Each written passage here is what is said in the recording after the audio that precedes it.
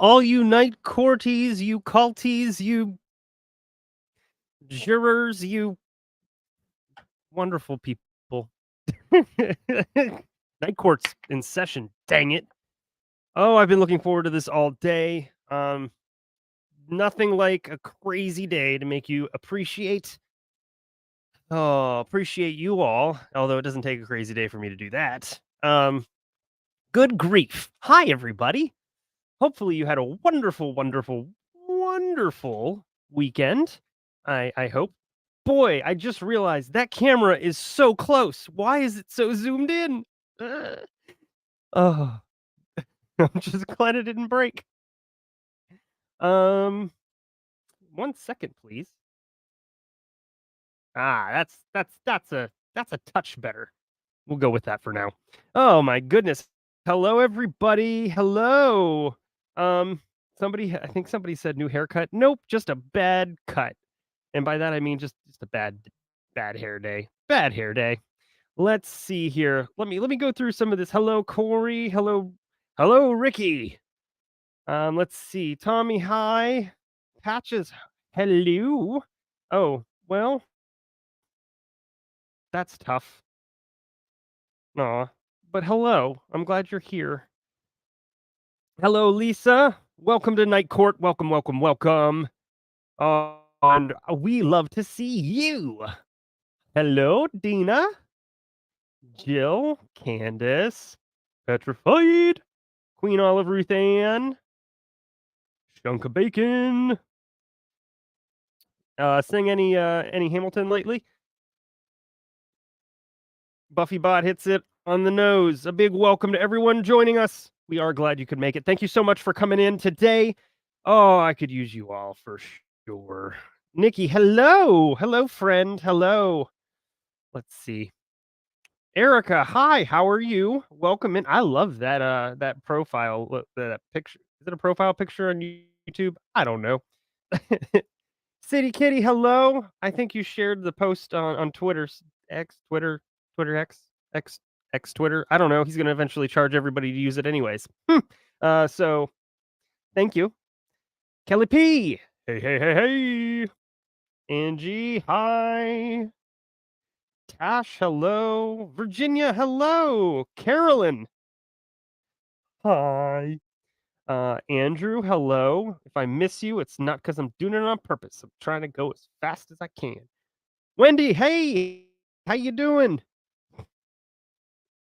Shireen, hello. Hello, Puppet. You're tearing me apart, Lisa. Okay, you're on a bike. Uh-oh. Yeah, don't type too fast. Hello, I have almost. Yes, the beads. These are courtesy of Little Bruce Crime. He wanted to do he wanted to do one bracelet, and I was like, why don't you do it so we could turn it, around twice and you can put more on it? He was like, oh, that's cool. And then he put all of our initials on there. He was like, Dad, you're JT. Am I JT too? I was like, yes. So he put both of our initials there. I love it. Makes me so happy. It's nice to have. He doesn't know how much I needed that today, just to be able to stare at it now and again. Hello, Jaded. Do. Trying to see if anybody slid in. Hello, Julie. Oh, it's so good to see you all. Hello, Kelly. Hello, Marilyn. Nan, hello. Shunka, it is your birthday. Nan, thank you for remembering for me. So, on the count of 3. I don't count. I don't math. Happy birthday to you. Happy birthday to you. Happy birthday, Shunka Bacon. You'll be back soon, you'll see. Happy birthday to you. Happy birthday. Thanks for being here. Hi, Terry.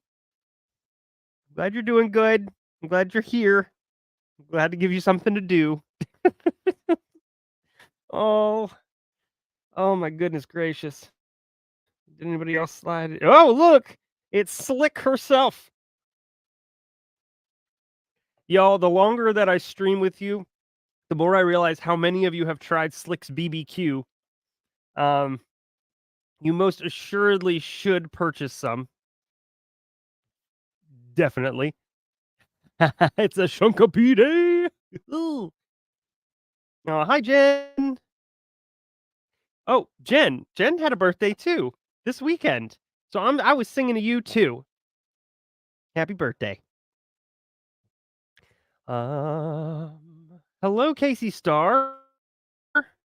Somebody was in the chat and their name was never I can't say it. If I say it, then you'll know the name of Mrs. Bruce Crime. I almost got there. Almost did it. They are. They are. They sometimes test that theory, but right? Isn't it good? It's fantastic. It is so yummy. It goes on everything. I put it on everything from the typical stuff to eggs, and I still love it. Uh-oh.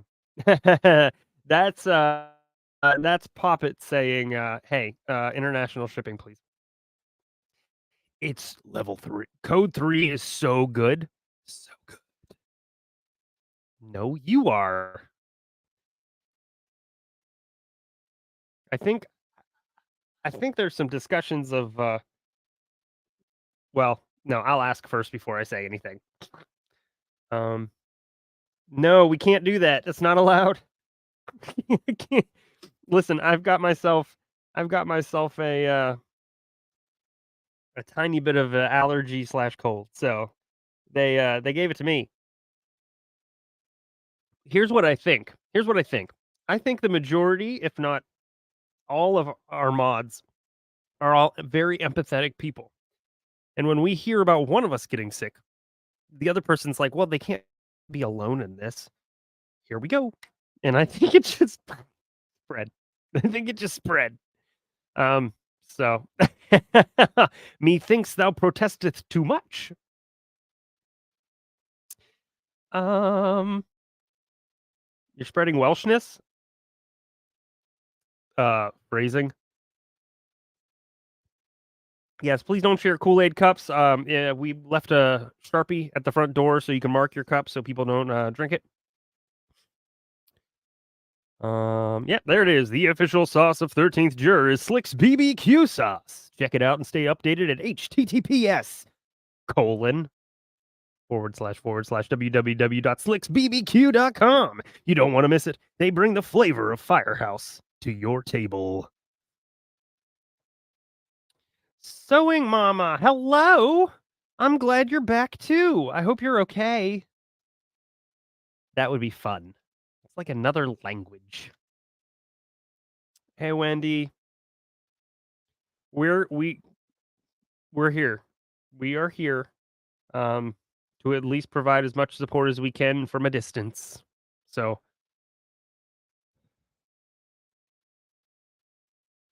hello Elizabeth. Hello. Hello.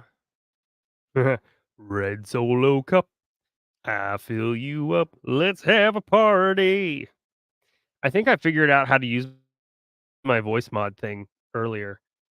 Could I do commercials? I don't know. That'd be fun. I've auditioned for some stuff like that. Let's see. Let's see. Let's see if you guys can hear this. Can you hear the narrator?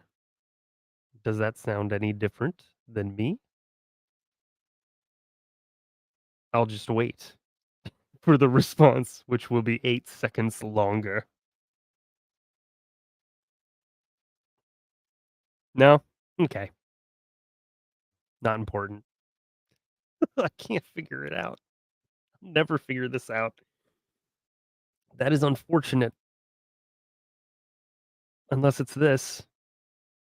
How about now? Is that better? I don't know. Guys, it's a weird system. I like the system, but it's odd. Nope. Great.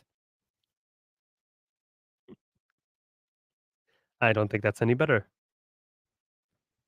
Oh, one day I'll figure it out.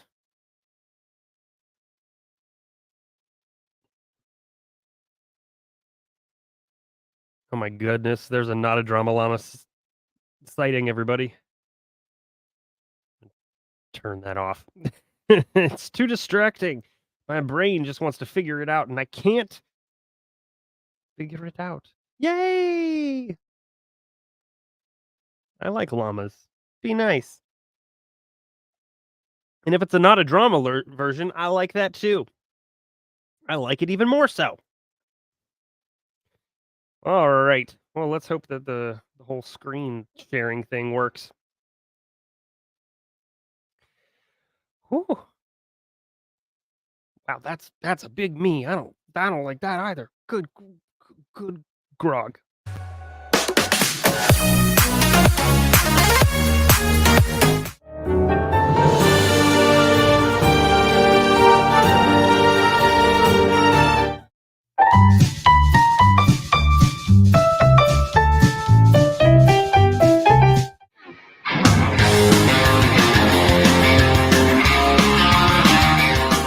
Well, Virginia, that is yours. Sorry about it blocking. I object. I don't object to that.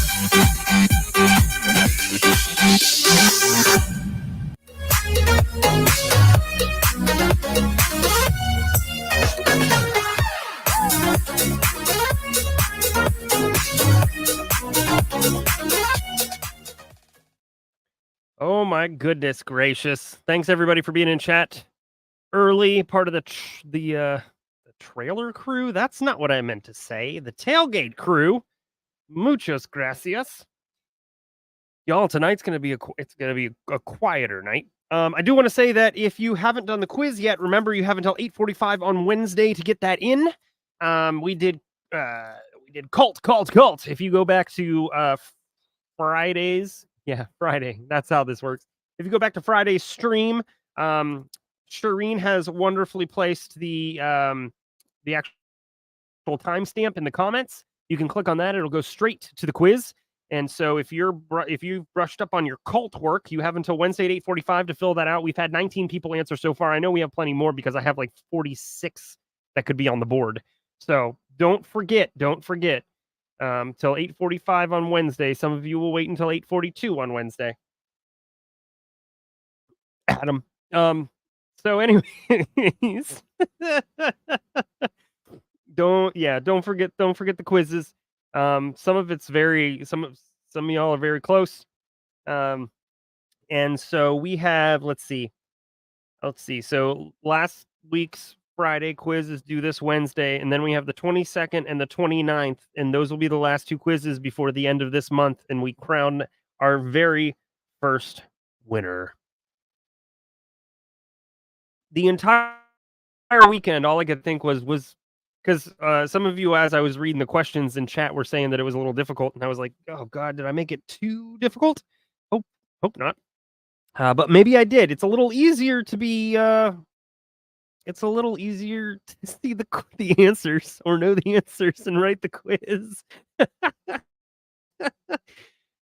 No, no. I've had some folks who didn't play the first two, and they're kind of further up on the board, and they knew the answers. You don't have to play all of them. You might not win this go around with only 2 more weeks left, but it's possible. It depends on how many points are available. This past week was 14, and the week before that was 15 points, and then the week before that and before that were 10 points. So you never know. Hello, Angie. Welcome in. Welcome to Night Court. It's a little bit different than Day Court. It's quieter, but we have a lot of fun. We're a little more PG-13. Ooh, more like chicken. It's just it's because you turned it in like 10 minutes before it was due last week. But that's okay. You finished it. That's all that counts, right? That's all that counts. Yeah, so yeah, if you're new here, welcome in. There is singing, there is joking respectfully. There is, for right now, Jodi Arias. We have the defenses closings tonight, and then we kind of push on through the rest of it. And we will finish up. We will finish up with sentencing and victim statements. I think we've made it this far. I think we owe it to the family to watch the victim statements. I don't know if I want don't know if I want to hear Jodi's thing that she does, but we're gonna hear it. We're gonna hear it because we've made it that far too. And then let's see. We might do one or two interviews. There is one interview out there from the jurors, and then there's a couple interviews from like Juan and uh Wilmot, and well, there's that Jodi one right after that she gave from like below the courthouse after she was sentenced. So there's that too. It's just fascinating to me. The jury deliberated for like mm, 40 hours, I want to say. Hold on. Deliberation time. Let's see. En momento, por favor. I also just axed that. They spent 15 hours. 15 hours of deliberation. Not 42, 15. Oh, good grief. So yeah, 15 hours. You're right. For how you all feel, I feel that way too, but also I am dedicated to this. I very quickly could have flipped. Ooh, Corey, congratulations, man. That's awesome, dude. So, in case anyone wants good news, my wife and I found out this weekend that next April, May, we will be first time parents to two little twin jurors, straight to man coverage. Oh man, you didn't even start with zone. Oh geez, oh boy, or 2-on-1 or whatever. Sports words. Congratulations. That's amazing.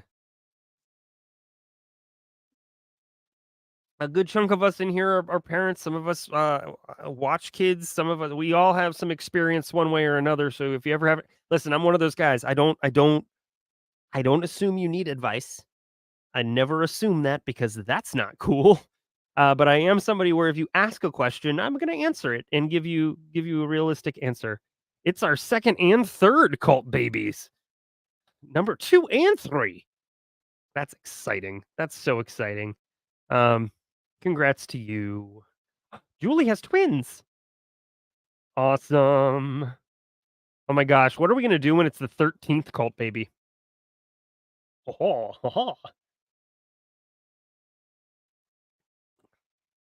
man, we are profligating. Well, I mean, if you're interested, I think, we've got we've got, a teddy bear on the merch site. Oh man, I just thought about this. I mean, like now that I have two little bruise crimes, you always have to get two things. You got to get two things right off the bat. I mean, if you were ever interested in having, I don't want to set you up for like, you know, whatever, but I mean like the angry hoodie is pretty cool. Oh goodness. If you guys did forget, hopefully you didn't, but if you did forget, remember we've got some Shine On You Crazy Diamonds Night Court merch if you are interested. I don't know where that phrase came from. I know Pantufle said don't let anybody dull your sparkle, and I definitely use that. I love using it. Um and but it led to that phrase as well. And so, don't forget that that's there if you're interested in it. And I will no longer do sad plugs. Kelly.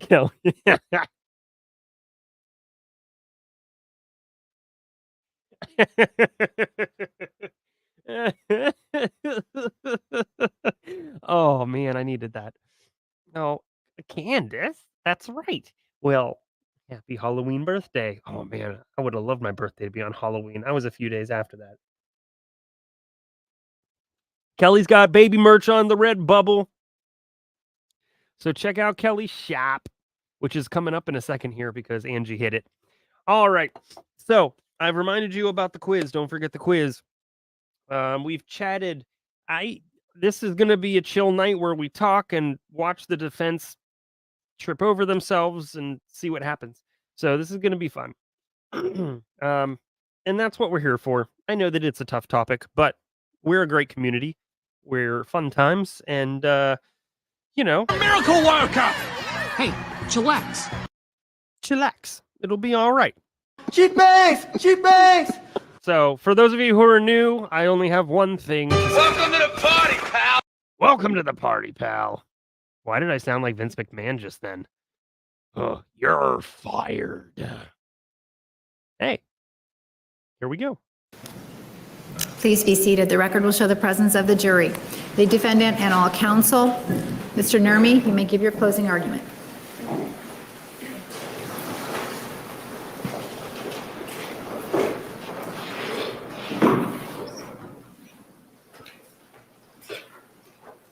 Ooh, no notes. Fear, love, sex, lies, and dirty little secrets. These aspects of the human condition may not be universal, but they were, and each one of these aspects of the human condition played a prominent role in the relationship that Jodi Arias shared with Travis Alexander. The relationship that began in the fall of 2006 when Mr. Alexander met Jodi Arias at a prepaid legal convention in Las Vegas. And the relationship that ended tragically on June 4th, 2008. And because these aspects of the human condition played such a prominent role in this relationship, it makes sense that the evidence that you've heard starting on January 2nd is a tale of fear, love, sex, lies, and dirty little secrets. Now, ladies and gentlemen, one of the other things we told you at the beginning of this trial Toby Water Woman's moved to the was that front. ultimately your job would be to determine one thing.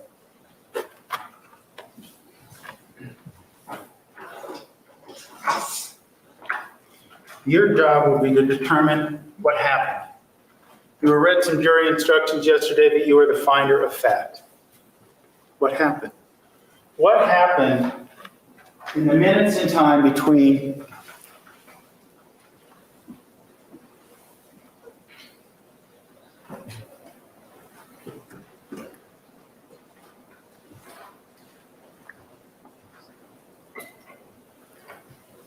what we see Why is here that mouth being open in like that? Exhibit 159, June 4th, I'll keep 2008. you my dirty little secret. 5:29 and 20 seconds. What happened between what we see in this photograph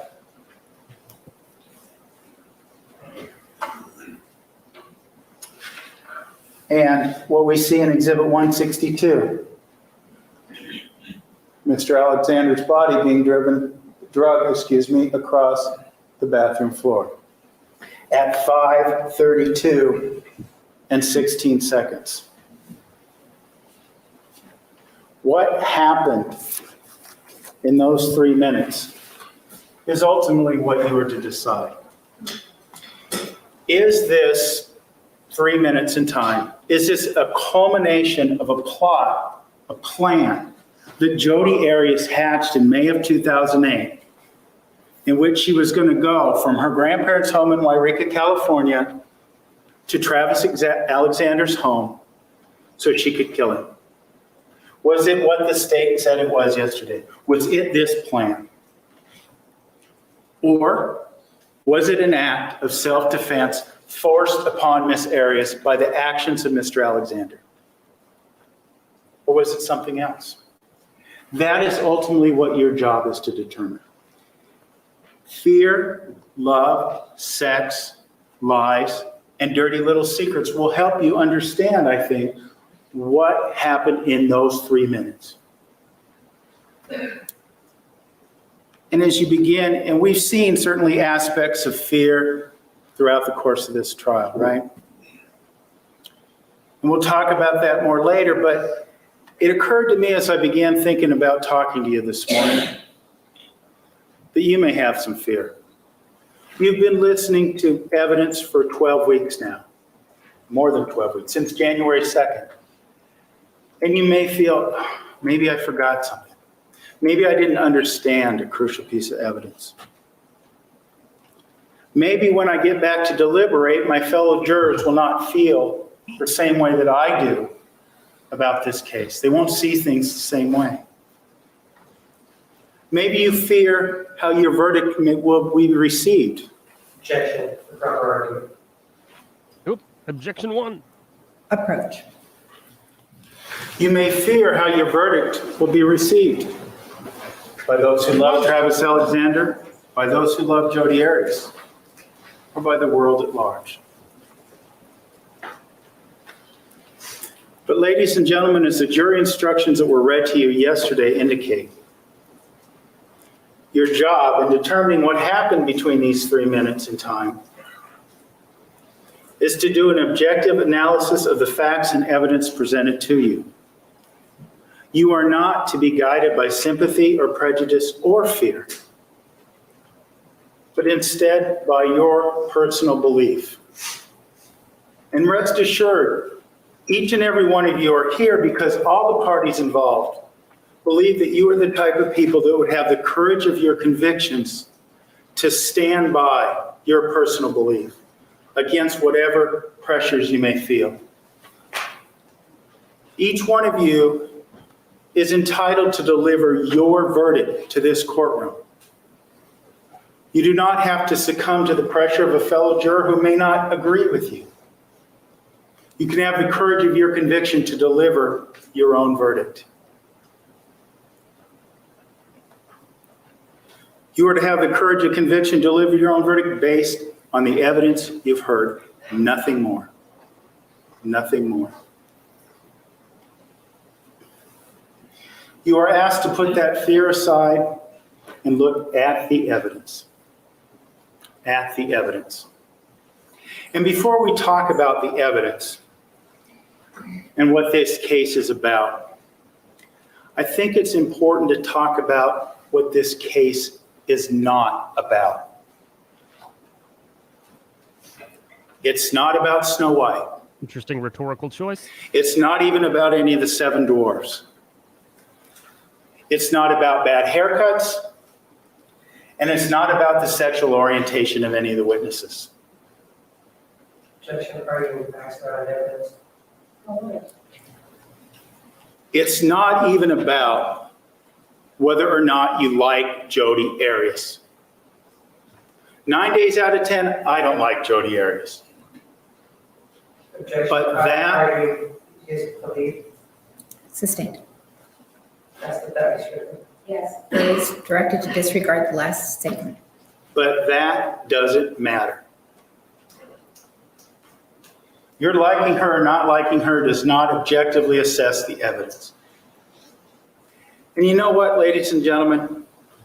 It's not even about her sitting before the cameras of Inside Edition and saying that no jury will convict her. It's not about that. It's about the evidence. What happened? What happened between what we see in Exhibit 159 and what we see in Exhibit 162? Well, I guess you know there's one more thing this case isn't about. Remember we heard that charge of felony murder yesterday and the state making an argument that was incomprehensible? This idea that, well, if you believe Jodi's version of events, she's guilty of felony murder because she went to Travis's home and she decided to steal his gun. And in the course of trying to steal his gun, she shot him. She went there, they had sex, they did all these things. Then she decided she wanted his gun and decided to take it and wanted it so bad that she was willing to kill him. That's the theory of felony murder they have put forward. That shows a little fear, and we'll talk about some of the fear that the state has demonstrated throughout this case. But that's just some of it, right? We also heard this idea that, well, she was unwelcome once she put the weapon upon him and she was there to commit a burglary or another felony. There's no other felony. Ladies and gentlemen, there's nothing. It's silly. It's fearful. That charge is there out of fear. It makes no sense. Under any scenario, does that make any sense? Either she was there to kill him because the state said, hey, this is a plot that began in May. Either she was there to kill him or she wasn't. And that's ultimately what we're here to determine. Now, what is this case about? Well, as we just spoke of and just mentioned, yesterday, the state says to you that in May of 2008, Jodi Arias came up with a plan. Now, they pointed to a couple different days yesterday. Pointed to May 19th, the day that Miss Arias had a conversation with Miss Housley that she was fearful, or excuse me, that Mr. Alexander was fearful of Jodi. Of course, on May 10th, we heard that they had a phone sex conversation. Shoot bang! Shoot bang! And on May 26th, we heard this conversation, we heard bits of this, or questions about this conversation, in which Mr. Alexander had called Miss Arias a whore, a slut, and a three-hole wonder. And the state theorizes at some point in time here in late May, I guess, Jodi Arias decides that Travis Alexander, what we heard yesterday was that he had finally decided to end the relationship and she couldn't deal with it. Well, let's start there. Because what you're going to see as it relates to this so-called plan is it doesn't make any sense. It makes no sense at all. And the first place it doesn't make any sense is the very premise of why. Now, the state doesn't have to prove motive, but they've come up with this motive so we can discuss it. Why? Because she couldn't live without Travis Alexander, right? She's crazy. She can't break up with any of her boyfriends. She can't let it go. She couldn't live without Travis Alexander. All right, that's the theory. That's the motivation. That's why she starts this plan into action. Except for the fact that, remember, in May of 2008, she had moved back to Wairika, California to get away from Travis Alexander. To get away. She didn't want to be around him anymore. She talked in her journals about how the cloud had lifted, right? These journals that were later argued to be incomplete, and we'll talk about that more later. There's no rules of journaling, but the state has submitted that to you, so we'll discuss it. But point of fact is, she moved away. This girl is supposedly obsessed, moves away.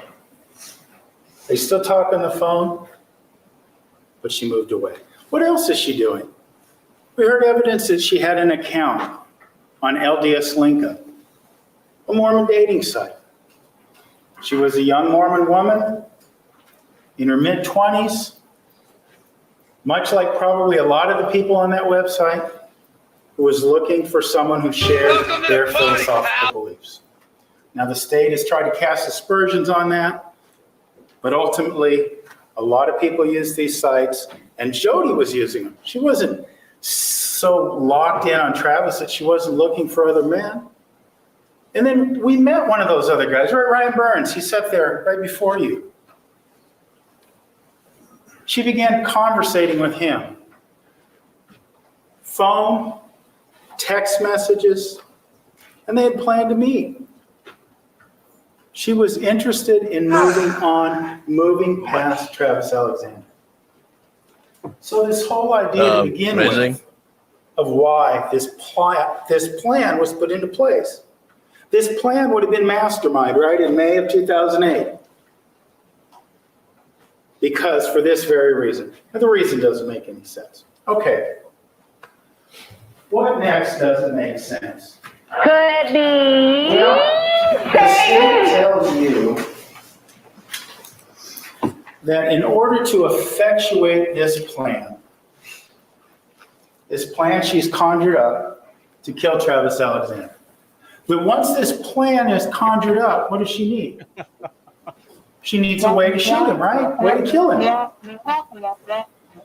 So the state says she orchestrated a theft of a gun.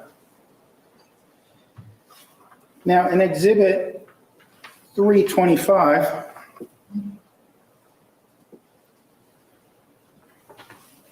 we see this so-called gun cabinet, this impenetrable force.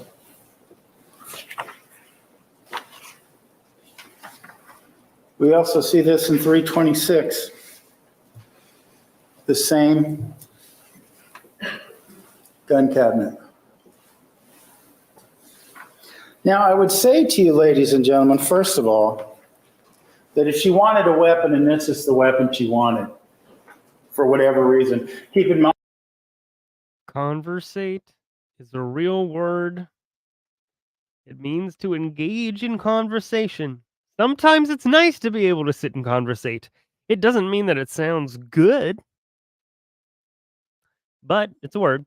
This is a .25 caliber gun, a very weak gun. But if she wanted this weapon,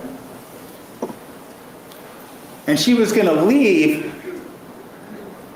and go to Mesa on a covert mission with a single-minded purpose to kill Travis Alexander, and that's what we're talking about here, she could have just reached her hand in there the day she was leaving and taken that gun. We'd never know whether it would be discovered missing or not. There would be no police report, there would be no evidence. Nothing. The other thing is, what we heard, is that Jodi, when she was in Wairika, with somebody. She didn't live with her parents, but they were there. I want to rhetoricate. And one of the bits of evidence you heard was that Jodi's father owned guns that were not registered. She could have got one from Dad. Probably a more powerful gun. But she didn't, right? Well, that doesn't make any sense. Why would you, first of all, why would you stage this burglary? Right, this burglary that the state wants you to believe is so suspicious. Why would she stage this when she could just reach in and get it or get a gun from another source? You know where else she could have got a gun? We heard about Matt McCartney, the friend that wouldn't betray her as the state tried to portray so much on the cross-examination of Jodi Arias. He had guns too. She stopped in Monterey, but no, he didn't get a gun there either. Would have been untraced, would have been no sign of it. But under this concocted theory that she orchestrated this theft, she breaks in. I don't know about conversating, or but herself, private before I did it out in front of people. money, All I'm saying. a DVD player, and this .22 caliber gun. And it creates a police report and it creates a trail. Would that be a choice? And keep in mind, the state conceded yesterday that Jodi Arias is a smart woman. Is that behavior consistent with a smart woman who is planning this covert mission? Keep in mind, it's covert, very important. That's what the state said yesterday. Covert mission to go to Mesa, Arizona and kill Travis Alexander. Why would you start a trail? The type of gun, the bullets, everything. Doesn't make any sense. It's because she wasn't Why smart. would she do that? So now we have two nonsensical propositions. Why she would want to kill Travis Alexander and how she obtained the weapon. Well, ladies and gentlemen, the nonsense kind of continues from there. Because, of course, what else would she need to go on this covert mission to Mesa, Arizona. Well, she needs a way to get to Mesa, Arizona, right? Well, we heard one thing. She owned a car. Could have drove it to Mesa, Arizona. Now we heard that maybe it wasn't in the best mechanical shape. And as the state could theorize, maybe it would have been recognized. Right? Okay. So she's in Yreka, California. She needs a car. Of course, who's up in Yreka, California again?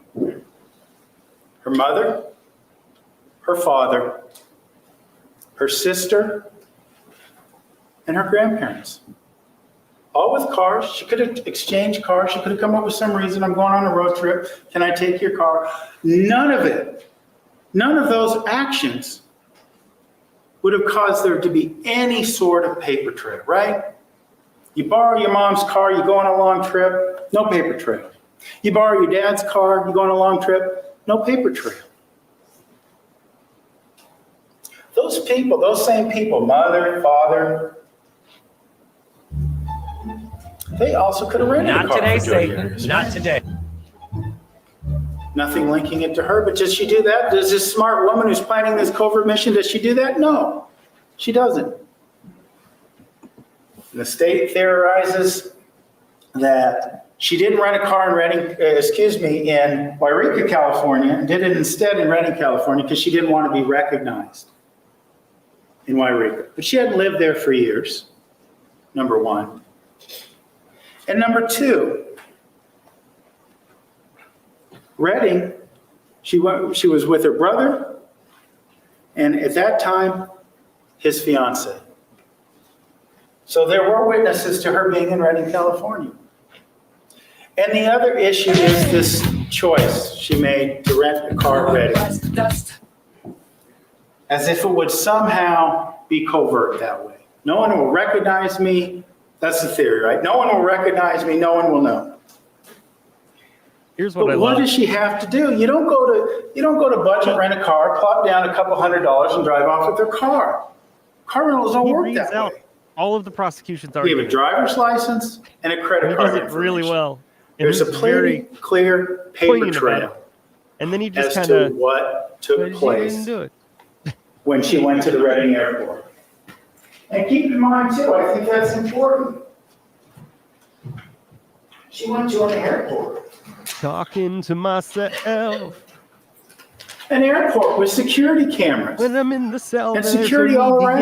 yelling, I'm talking to An myself. airport, not some rental car agency on the outskirts of town, right? An airport. Doesn't make any sense if you're on a covert mission. Now,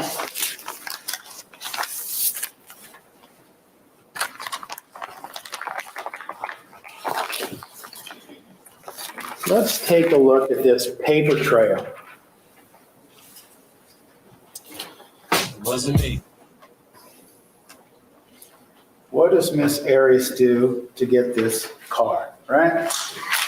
Exhibit 235, there's various receipts. She puts her initials.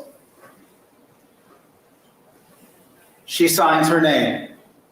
Paper trail. Not very covert so far. Not at all.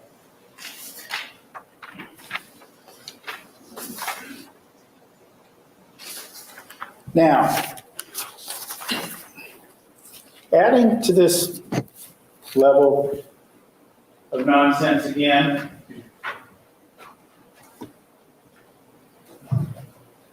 and this kind of gets into lying as well, this idea that, well, Jodi didn't really reserve the car online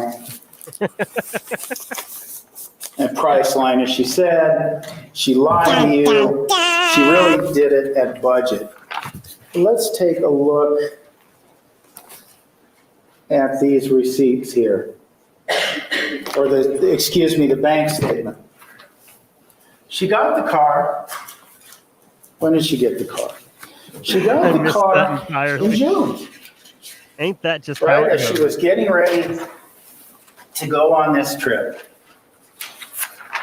She gets the car in early June, right? June 2nd. She gets the car. She returns the car You can on do June that. 9th. Just don't answer and have an argument. Says the guy who always has an argument with himself. June 9th, 2008. You were shown yesterday what is Exhibit 523. I got a fever. And we see Welcome to the party, the pal. charge there for the car rental. Budget rent a car, right? Whoops. Yep, budget rent a car. Now the state says, well, look at here, you see, there was a price line charge for airfare and that happened right away, and therefore she's lying. But let's face the facts here. That $233.97 that you see up there, that was charged when she returned the car. Airfare and car rentals are different. Under these times, under these times, we know that when we purchase airfare, you have your common experience. You've rented a car or purchased airfare. You realize that, well, you do that. When you buy a plane ticket, you have to give all your identifying information and you pay for it. When you rent a car, oftentimes you reserve a car I have and pins pay and for needles it that I'm when you're seeing. done. You put a deposit down on the credit card, you pay for it when it's done. That's when she paid for it. Now, the state has tried to argue that that's a lie. That Miss Arias is lying. She didn't use Priceline. Those people at Priceline aren't getting their money, right? And this is certainly one thing the state has done as it relates to lies. Jodi Arias has made some lies about what happened. So then, why not just pile on? Set up a house of cards and a scenario where they say Jodi's lying and knock it down. But here's the thing, she wasn't lying. There's no evidence that she was lying. We don't know what kind of arrangement Budget and Priceline has. Mr. Colombo, he didn't tell you what kind of arrangement they have. He didn't know. I forgot his name was Columbo. I thought he was being a... So she rents this car. And Mr. Colombo says when she rented the car, No. her hair was blonde. We had some discussions of hair color. But it wasn't, right? We saw the pictures. Mr. Colombo saw her driver's license. Jodi Arias had blonde hair. Real quick, I was at a bus stop with both my kids, right? And the smallest, the oldest one got on the bus, and the small one was just being goofy and acting like he was going to run it. He was doing something, and I was talking. I said his name, and then I said his name again, and then a little louder and a little louder. And my neighbor had to be like, "Dude, that's..." So, oops. I don't think that makes you bad. I think that just means you got a lot going on up here. When she had her driver's license picture.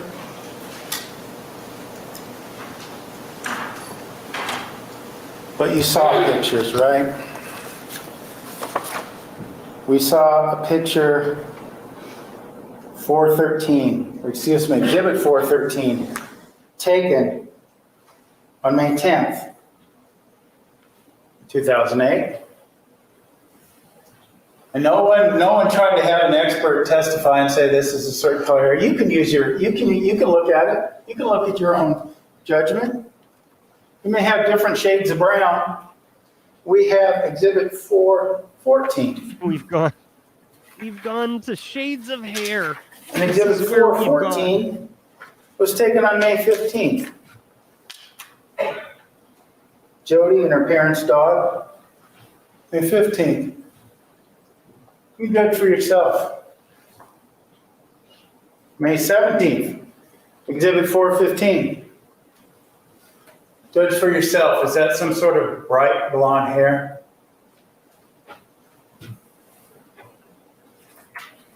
Okay.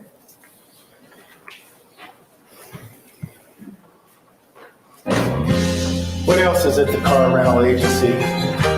We have this issue. The Jodi wanted a white car instead of a red car, because the red car would draw the cops' attention. Well, some of us have heard that myth as it relates to speeding tickets. Maybe it's a myth, maybe it's not. But with everything else, so far we have nothing that makes sense about a covert mission, right? Nothing. The difference between a white car and a red car isn't going to be the difference between being found and not found, being discovered and not discovered. And there's many things we can talk about in that regard, but that doesn't make any sense either. But that's a big deal. Okay.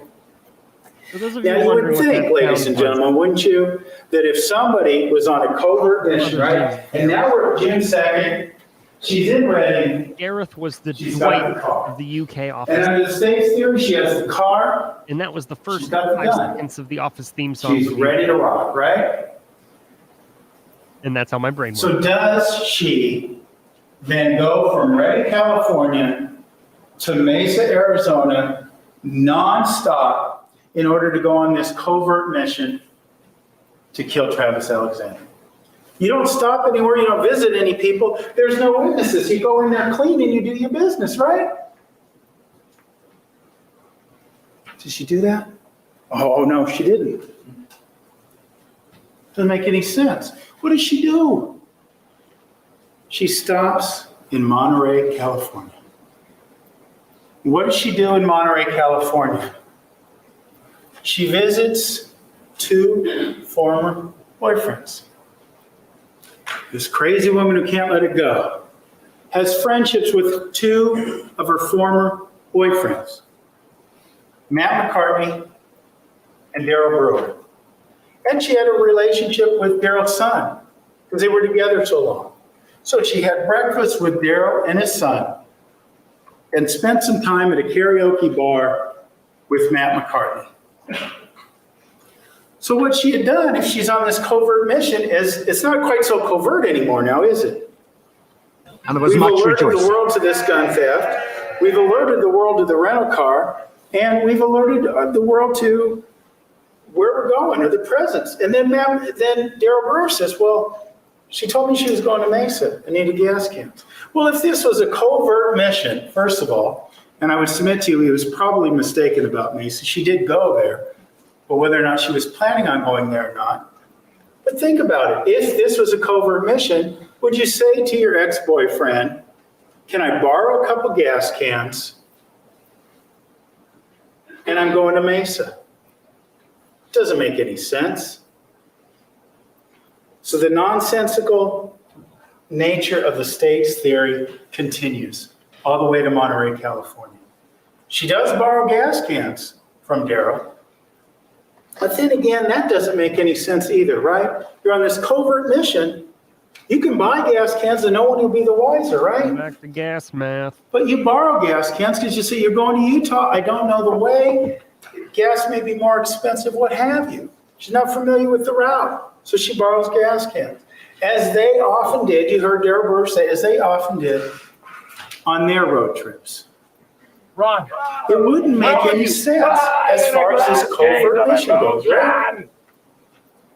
Well, what else happened in Monterey? Did she just do that and nothing else?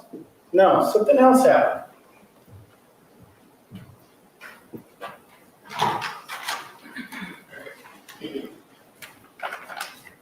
You saw weeks ago some receipts.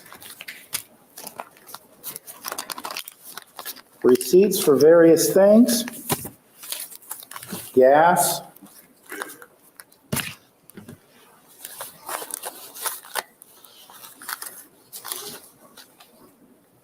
Gas cans.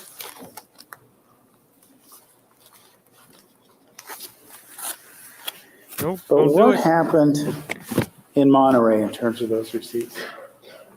Now again, we're on this covert mission, right? We don't want to be detected. Don't want to be detected. What does she do? She goes to the bank. These arguments Remember now, she has 2 make different the accounts presumption with that Washington Jodi is a Mutual. fantastic, She has a brilliant, business account. fantastic criminal mastermind. And she has a came up checking with all of account. this. So what does she She do? is not. She I would say deposits. she's not even a some mind, money let alone a to the one mastermind. account. She deposits money into another account. Notice one account ends in 8006, one ends in 7148. She deposits $400 in one, $300 in the other. And we also have a deposit in 237007 of $100 into 7148. So as we look at exhibits 237005, 237006, and 237007, what do we have? Let me make sure you can see them all. What do we have? We have transfer of money between accounts, right? And well, Jodi Arias wasn't a rich woman in June of 2008. She had a balance in one account of $548, and she had a balance in another one of $207. So she's got what, $750, right? She's moved around. She said some of it was for business purposes, some of the trip was for personal purposes. That's why she moved some of this money around. Okay. Well, again, if you're on this covert mission, why do you do these banking transactions, right? Why do you do these banking transactions and leave a trail of where you're at? And keep in mind, they're all in Monterey, right? Monterey. All in Monterey. She didn't do this back in Wairika. She didn't do this back on May 28th, did she? Remember, keep in mind, on May 28th, right here, this plan was in action. A gun was in her hands and she was working on the rest of it. She didn't pull out any cash, right? We saw, and we'll talk later as we go further on this journey, this trail. She didn't pull out a bunch of cash in late May or any time before she came. Because remember, she had enough, $750.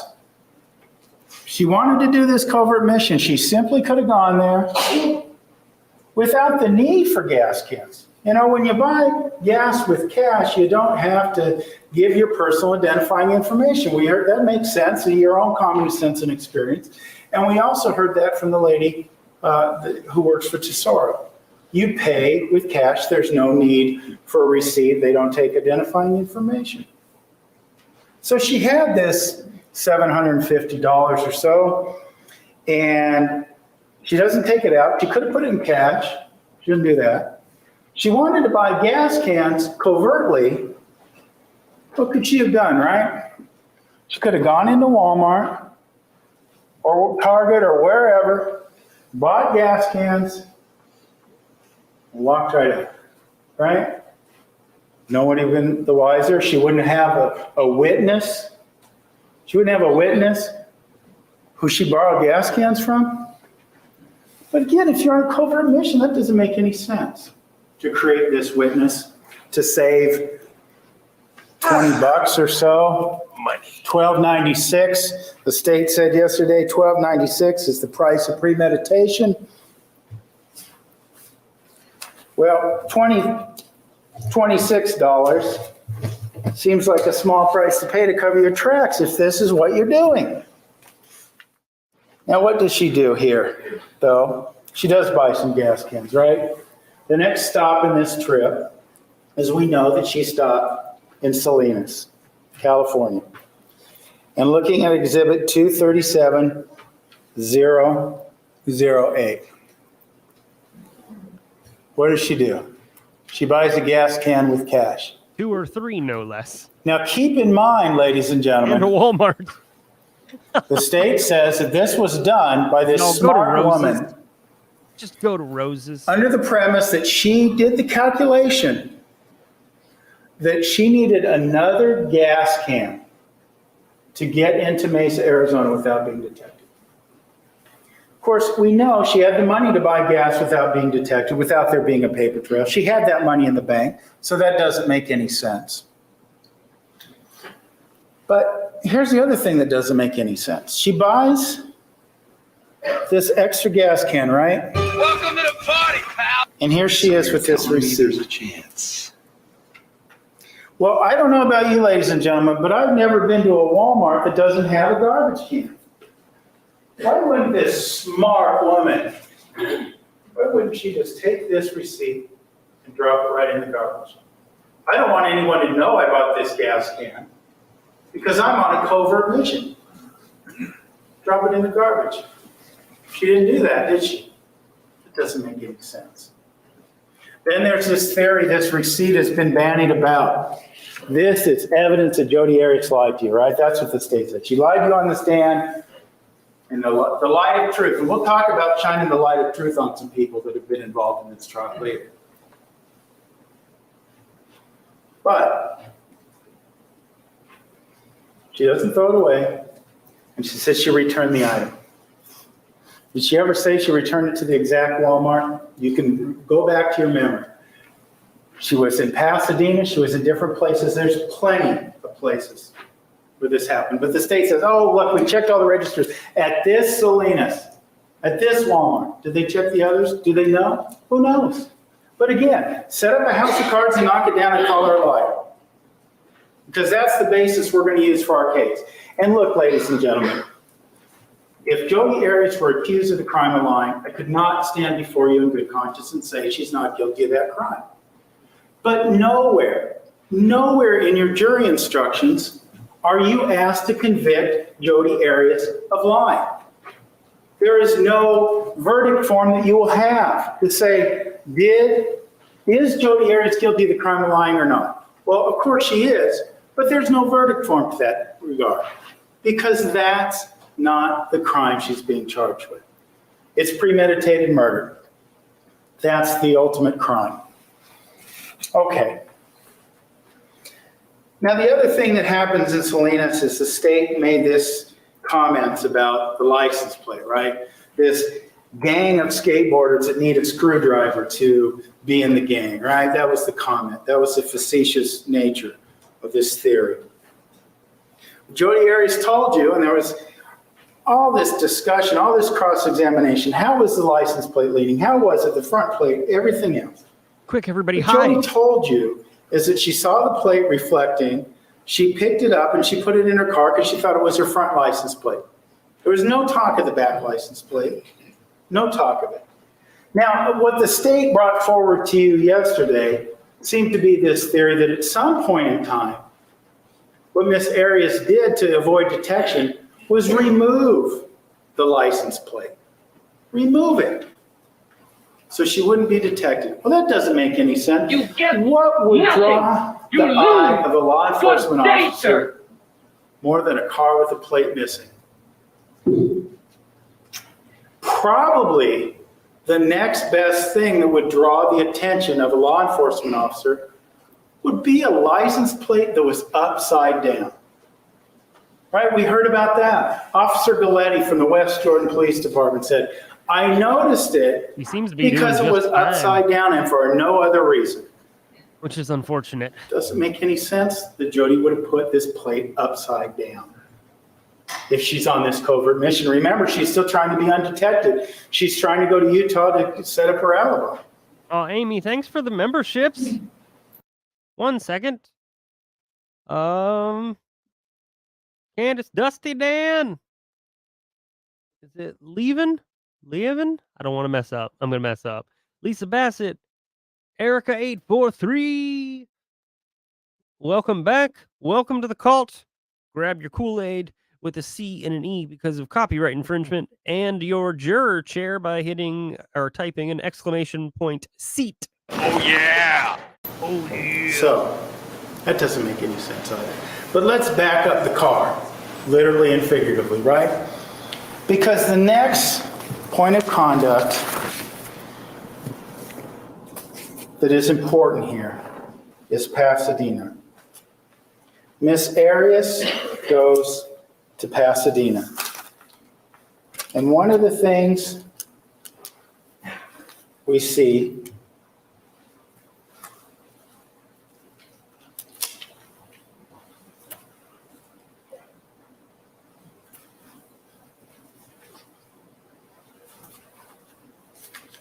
is that she bought gas. And of course, it'll be the last receipt I pull up, but we can see she bought gas in Pasadena. Ain't that always the way?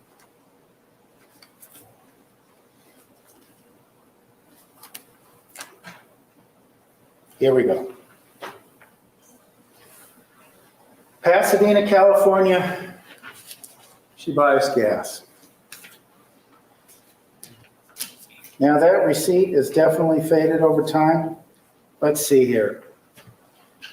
Exhibit 237.011 and 237.013 and 237.012. She buys gas. Okay. When did this gas purchase occur? June 3rd, 2008.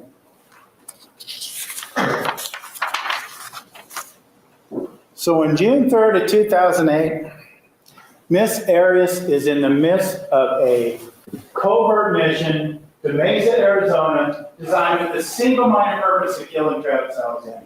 June 3rd. She had all that money in the bank. She doesn't take it out.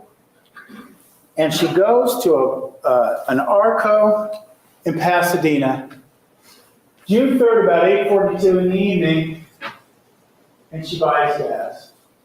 She makes 3 separate purchases for gas. One of them right here on the right, boy, that's a debit card. That can be traced. Gee whiz, that doesn't make any sense if you're on a covert mission, does it? Yes, it does. And of course, she kept the receipts. Well, that doesn't make any sense if you're on a covert mission to keep these receipts. When she filled up her gas cans, and keep in mind, when we talk about all this, you know, the state says, oh, it's positive. She had to have 3 gas cans because of the amount. But they haven't provided you a lick of evidence as it relates to how much gas that Ford Focus holds. Not a lick. Those calculations are based on nothing. But okay. She creates this paper trail. She buys all this gas.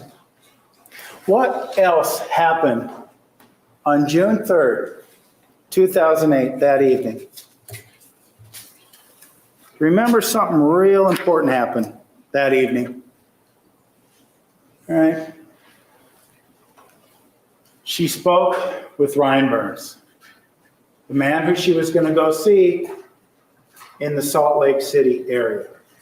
Now, keep in mind, in terms of lies, part of what the state has said is, you didn't know you were in Salt Lake? Well, you know, she was in some suburbs, that sort of thing. Call her a liar. She didn't know she was in Salt Lake. She was in West Jordan. She was in a suburb. She didn't know if she was in Salt Lake. Call her a liar.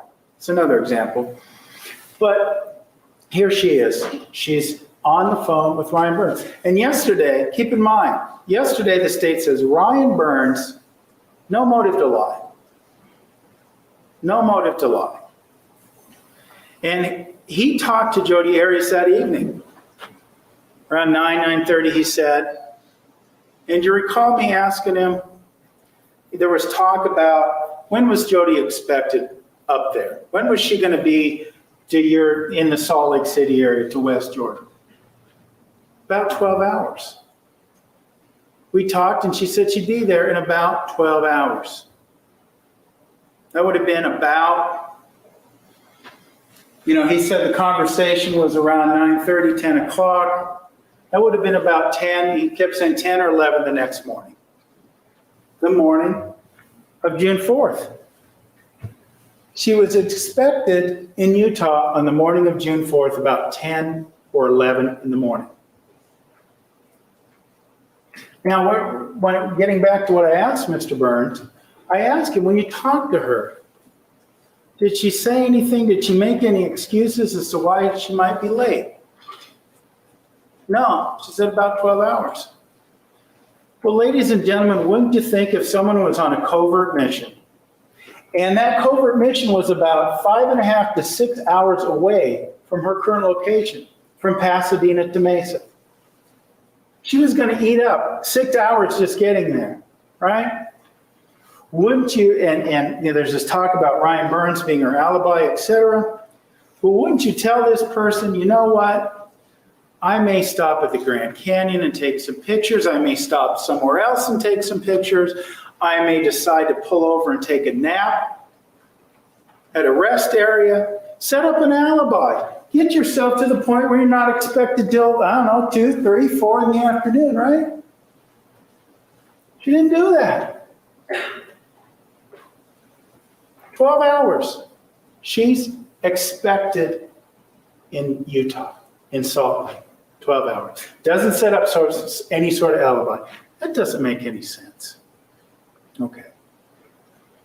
So far, as it relates to this theory of premeditation, we really have things that don't make sense on this covert mission. We have one fact that admittedly, I'll admit to you, looks bad, right? Her phone goes off somewhere near Pasadena, California.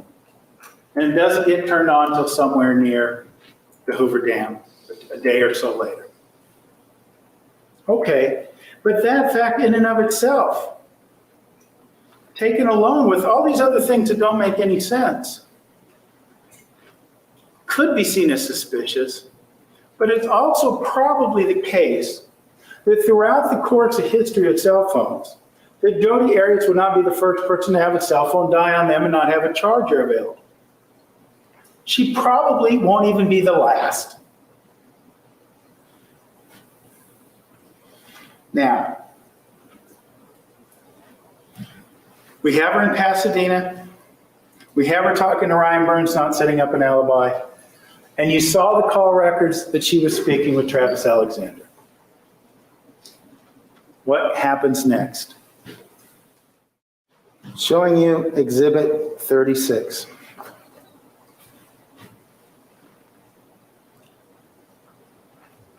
This is Mr. Alexander's office. Remember that Jodi told you that on the morning, what would be the morning now, June 4th,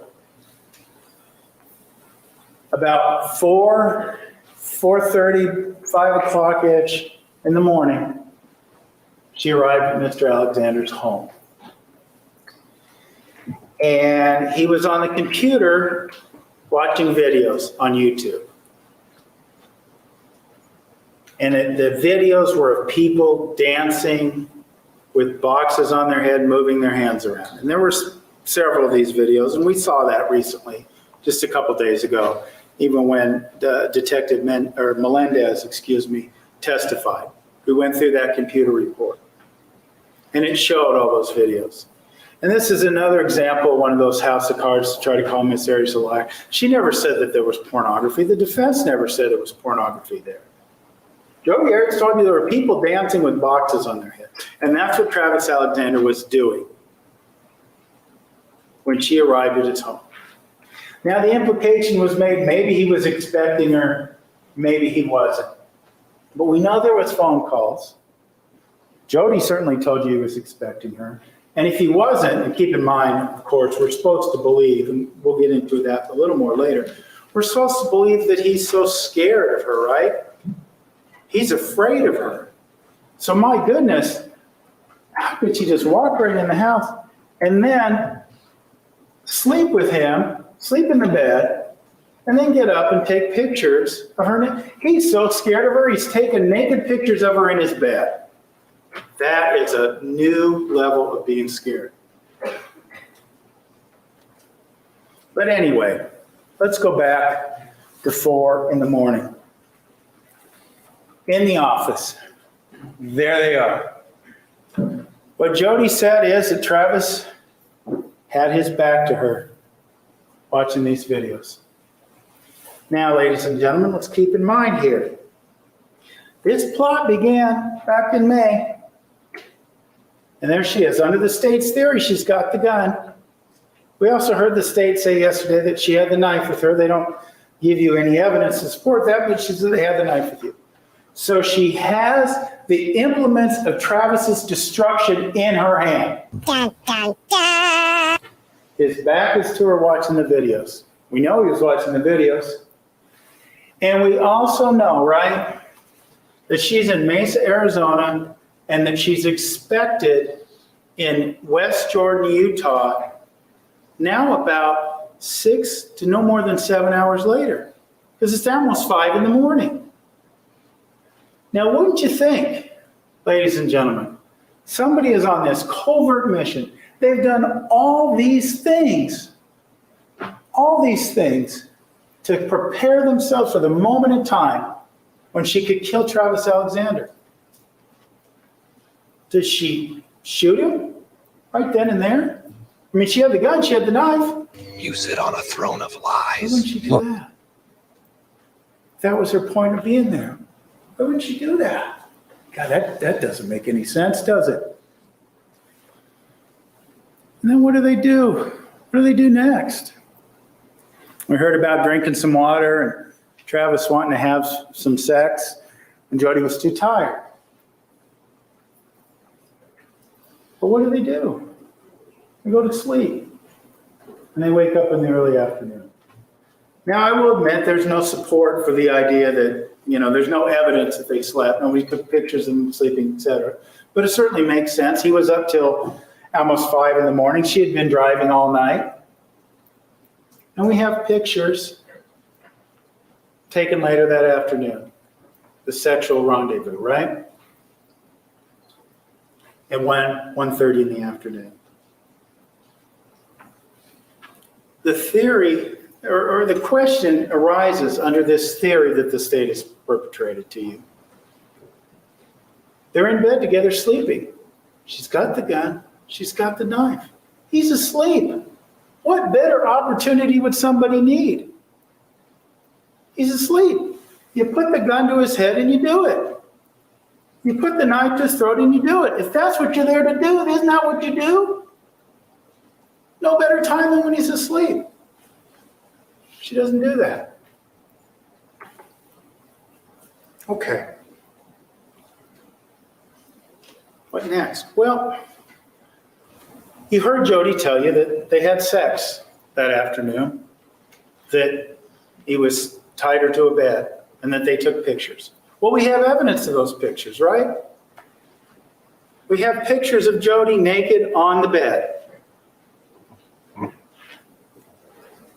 Then it begs the important question. Keep in mind now, under the state's theory, Jodi is there to kill Travis Alexander. Why, if somebody is there to commit a murder, do you hang out and let the intended victim of this murder take pictures of you at what's going to soon to be a crime scene? Here I am at the crime scene. Go ahead and take pictures of me. No problem. No problem at all.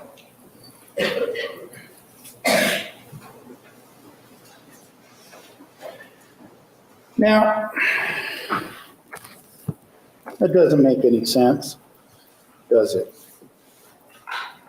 And we'll look at some of those pictures perhaps later, but keep in mind as well, in some of the pictures, this man who is in utter fear of Miss Arias can't even see her head or her face. You can see the despondent look on her face in some of these pictures. But keep in mind what was taken on June 3rd when she's on this mission. Stupid idiot. A picture from her own phone that she took in advance of being in Mr. Alexander's house. You just made the list. 638, a picture that she took on June 3rd, 2008. If you're on a covert mission and you dyed your hair and you've done all this in order to get there and kill Travis Alexander, why are you taking pictures of yourself with this hair color and allowing him to take pictures of you with this hair color. All right? Doesn't make any sense. And not only pictures, nude photographs. And not only nude photographs, but graphic depictions of her genitalia. Doesn't make any sense. These are the last thing you would want if you're there to commit a homicide, a murder, is to have pictures of yourself taken. Check, please. But that's what happened. There's no dispute that that's what happened.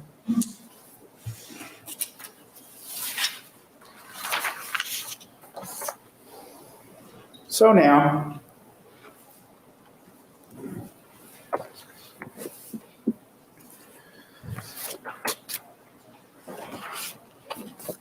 keep in mind, and I will just show you Exhibit 164. Keep in mind now, this photograph was taken at 1:42 and 53 seconds. Jodi Arias, nude, on the bed. You can see her face, and you can see the time. Oh, righty. 1:42. And that's important, ladies and gentlemen, because keep in mind now, by 1:42 in the afternoon of June 4th, Miss Arias was due to be in Utah. Really already, right? 10 or 11 in the morning. Even if we cut it an hour or so for, lag time, resting, bathroom breaks, whatever, she's already due in Utah. And she lets this man tie her up, and Utah is supposed to be her alibi, keep in mind. Tie her up to the bed, take no photographs, and she doesn't shoot him and drive off and say, oh my goodness, I got lost or whatever, make up some excuse to lessen the hours. But she didn't, right? She didn't.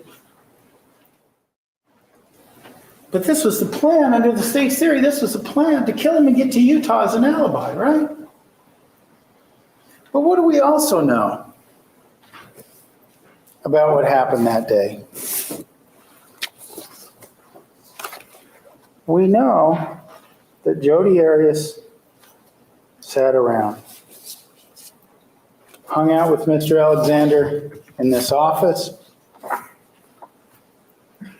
and that he threw some CDs. Now, yesterday, the state postulated to you that she knew she was going to Mesa to see Travis. That's why she brought the CDs. So let's back up that Ford Focus again. Remember what you heard in Pasadena was that she was going there, and Darrell Brewer told you his sister had just had a baby. She was going there to take photographs of this baby, and you heard she always takes her laptop and her photographs with her when she does these sort of projects. But also, again, keep in mind now, if you're there and you're going and you're leaving your home and you're going to pack everything up and you're going to kill this man, why would you go and pick up a bunch of picture CDs and show him pictures of your travels together? It doesn't make any sense, right? Not for this covert mission, it certainly doesn't. But now we have the photographs, right? Game over, man. In the afternoon. Travis Alexander in the shower. The state postulated to you yesterday that this was it. That she had convinced Mr. Alexander to get in the shower. That they had had sex twice. She kind of wore him down so that he was naked and vulnerable in the shower so she could take her shot. Right? That was what we heard yesterday. That was the point. That was the plot of all this, right? And we know from the photographs that this happened at 5 o'clock in the afternoon, about 5 o'clock in the afternoon. And keep in mind now, the state has theorized throughout this case But Jodi Arias had the knife and the gun with her in the bathroom. She had Mr. Alexander naked, vulnerable in the shower, and she was waiting for her moment in time. Yesterday, we saw the picture of Mr. Alexander sitting in the shower. We saw the top half of that in Exhibit 159, right? You see the water dripping off his face. We saw that a few moments ago.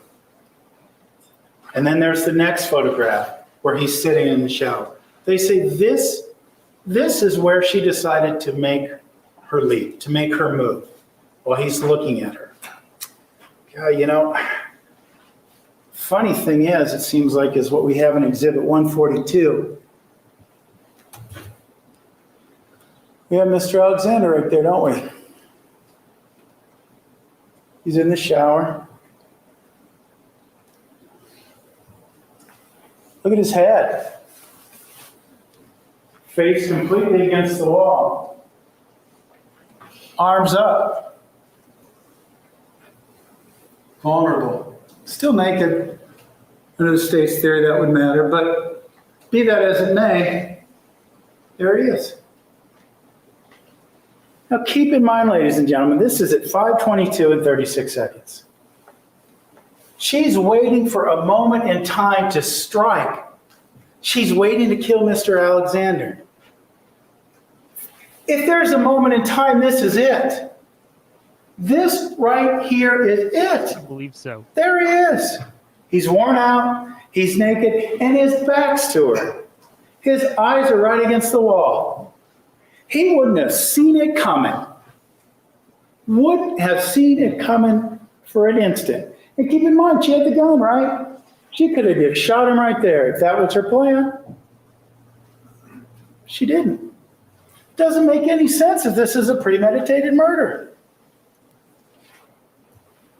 And keep in mind, too, this isn't just a moment in time.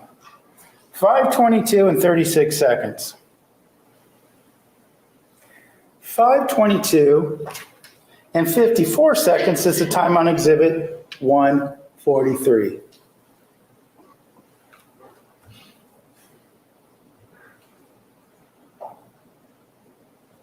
Ladies and gentlemen, it looks like it's coming in better on the screen to your side. But what do we have there? 5:22 and 54 seconds. So I'm no mathematician, but it appears we've got about 18 seconds of time. 18 seconds between these two photographs. It wasn't just that one picture, that one moment in time, that 1 second where she didn't have time. Seconds later, he's still there. Showing you Exhibit 144. This, ladies and gentlemen, you will see, this happened at 5:23 and 0 seconds.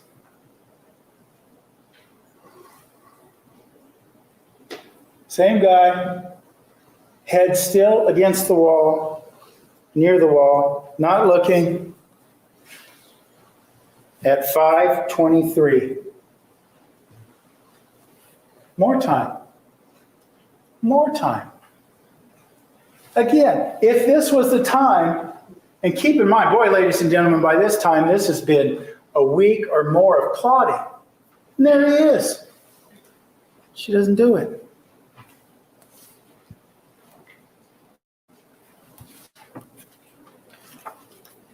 The saga continues with Exhibit 153.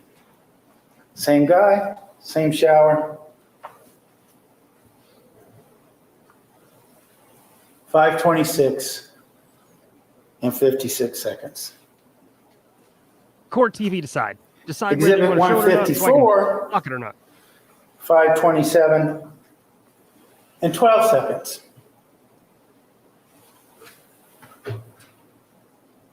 There we go. 5:27 and 12 seconds. So, ladies and gentlemen, what you're being asked to believe when we look at these photographs in 142 and the last one at 1:54. What you're being asked to believe is that 5:22 and 36 seconds, okay? 5:27 and 12 seconds. Now, certainly we don't know, maybe he made some other movements, that sort of thing during this time period, the other photographs. But there was 5 minutes in time where he was making these poses, right? 5 minutes in time. My goodness, going back to what I said before, wouldn't this be the moment? Wouldn't this be the pinnacle moment? The gotcha moment? No, it wasn't, because she didn't do it. She didn't do it there. Ladies and gentlemen, before we took our break, you and I were talking about the moments in time, matter of fact, for several minutes in time, when Mr. Alexander had his back to Miss Arias with his hands up, and sometimes with his face against the wall. Thank you. And those moments in time passed without Jodi implementing her plan. Doesn't make any sense. Like that needs to be celebrated. We get to this moment in time here. 5:29:20. He's seated. You can see that. We saw that earlier this morning. But this, according to the state, what we see in picture, photograph number 160, this, according to the state, is the moment in time Miss Arias chooses to implement her plan. 5:30 and 30 seconds. The Mr. Alexander is nude, concede that. Vulnerable, so the state says. Although it seems highly less likely, because keep in mind, here he is right here. Seconds prior, he's looking at Miss Arias. Certainly would have seen it coming. His hands are up. But it is this moment in time, the state says, that Miss Arias decides to put her plan into motion. She's stolen the gun. She's dyed her hair. She's rented the car. She's altered the license plate. She's got her gas cans. Everything is built up to this moment in time. That's what the state wants you to believe, right? And remember, before we talk about this, the testimony of Dr. Horn. Now, certainly it varied, and we'll talk about that a little bit when we talk about lies and that spotlight of truth. But Dr. Horn says the wound to the vena cava came down to up. Down to up. So what we're to believe now then is that Jodi Arias, with all these chances in other moments in time, all these different chances when his back is turned and his defenses are down, that she somehow decides to get low to the ground and reach down and stab him. Stab him. Stab him. Doesn't that raise a question? Remember now, here's this big guy, strong guy, working out, getting ready for his trip to Cancun. Stab him. Jeez, you wouldn't think you'd stab someone when she didn't have a gun. Wait, the state's theory, she didn't have a gun. She had a gun. Wait. So she chooses, and keep in mind now, and we'll talk about the change in story of the state's events, but keep in mind, the state went to great length throughout this trial to say, you betcha, no doubt about it, Jodi's a liar. She stabbed him first, and she stabbed him right there in the shower. Down to up. That's what happened. Apart from logistics of that not making any sense, and you can judge for yourself how high off the ground Travis's chest is in that picture. Why don't you shoot? Why don't you shoot? You've got a gun. This is what you've done. You've stolen this gun. You've gotten to this point in time. Why don't you shoot? Doesn't make any sense. Under this theory of premeditation, none of this makes any sense whatsoever.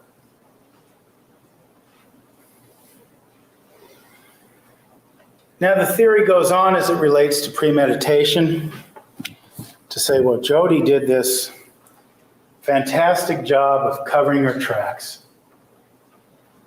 Tried to clean up the scene. She threw a little bit of water around. She drove up to Utah. She hung out with Ryan Burns. 35. And she made phone calls and she sent text messages to Travis to try to make it look like she wasn't there. And then they go on to say, and we'll talk about the stories in a minute, but this story of self-defense, that's a great big lie, right? That's what they say. But if it's a great big lie, you think that might be what you did. Or you might do something else way smarter than what Jodi did after this took place. She's planned this out, remember? A week or so in advance. She spent all this time on the road, all these hours, thinking about this moment in time. And you're saying this smart girl doesn't think of what she's going to do afterwards? Smarter things? It doesn't make any sense. And why, if it's this pre-planned murder, again, 35. get stabbed, create this crime scene of chaos. We had a relationship of chaos and a crime scene of chaos. And there is a correlation there. And we'll talk about that later today. But let's think about that. It doesn't make any sense. None of it makes any sense as it relates to premeditation. Not a single thing. Well, now what we just spoke about is self-defense. Jodi Arias told you another version of events. Got me. I thought my noise gate was on too high and you couldn't hear the 3. You have an instruction on self-defense. I'm not going to read that to you, but I want to emphasize a particular portion of that to you as we go back through the history. Because the history is such that what Jodi Arias told you on June 4th, 2008, is a product of a lot of things that happened beforehand. And when you assess the self-defense claim, you assess it, and looking at page 13 of your jury instructions, if at the very bottom, couple things.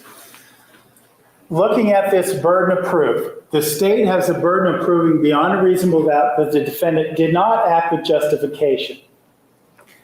If the state fails to carry their burden, then you must, it's not optional, must find the defendant not guilty of the charge. Now we begin at the last line of page 13. If there have been past acts of domestic violence against the defendant by the victim, the state of What mind was his client? of a reasonable person shall be determined from the perspective of a reasonable person. This person right here, who has been who has been a victim of those past acts of domestic violence.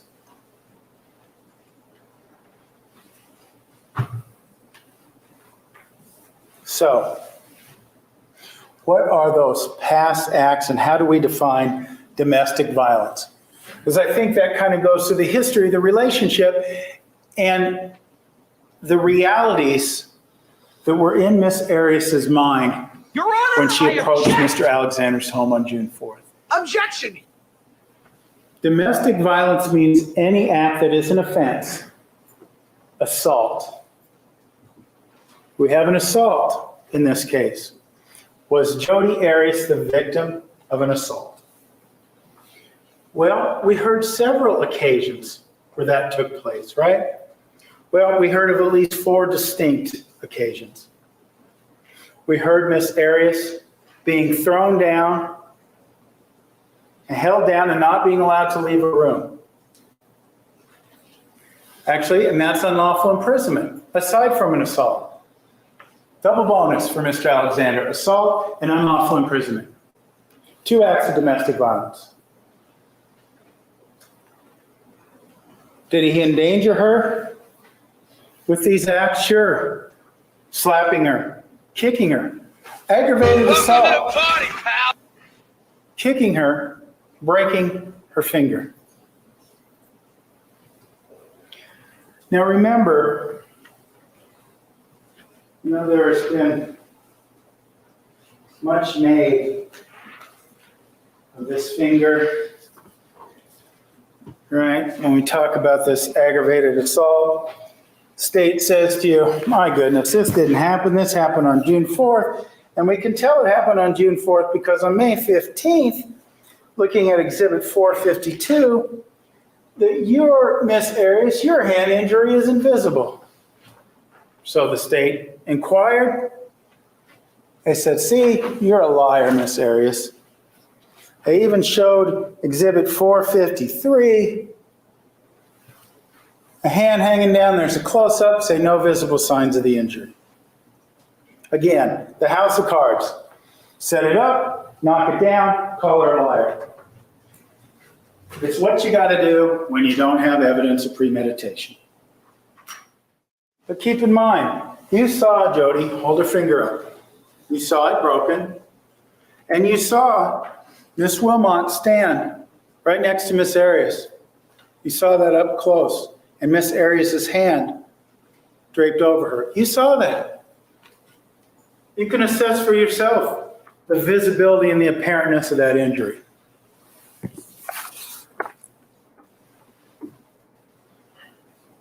Assault, he kicked her. Held her down, wouldn't let her leave. Threatened and intimidated her. We saw that in all the text messages.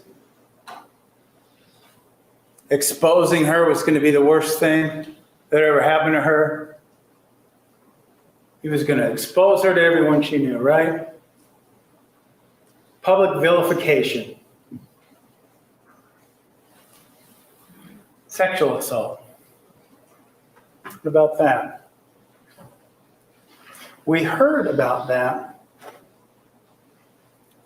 in what I would say is 2 different ways. Now, Miss Arias, and we heard a lot about her psychology at that period of time. And we saw tables, and we won't go through those again, where Miss Arias had real low self-esteem. Didn't think too much of herself. So it makes sense then, when Travis Alexander places his penis inside of her while she was asleep, and she kind of says no, pushes off and continues the act, doesn't want to break the vow of chastity. Who the hell cares? She doesn't consider that a sexual assault because they'd already done other sexual things before. She didn't say no at the time that he entered her. Lord precious. But the law tells you, and the definitions are there for you, that somebody cannot consent to sexual activity when they're asleep. That's just the bottom line. That is a sexual assault. And we have the instance on June 4th, don't we?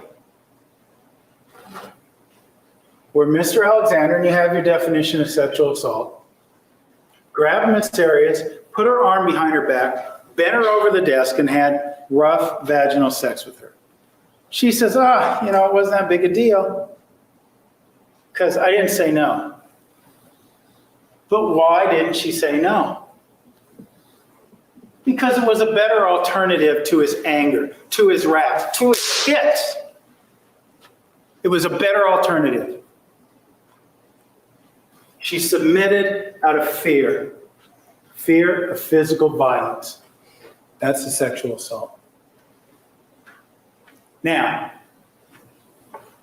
You're also to consider in terms of the relationship, you have to consider things in the relationship as far as domestic violence. The type of relationship, the length of the relationship, the frequency of interaction, and if the relationship has terminated.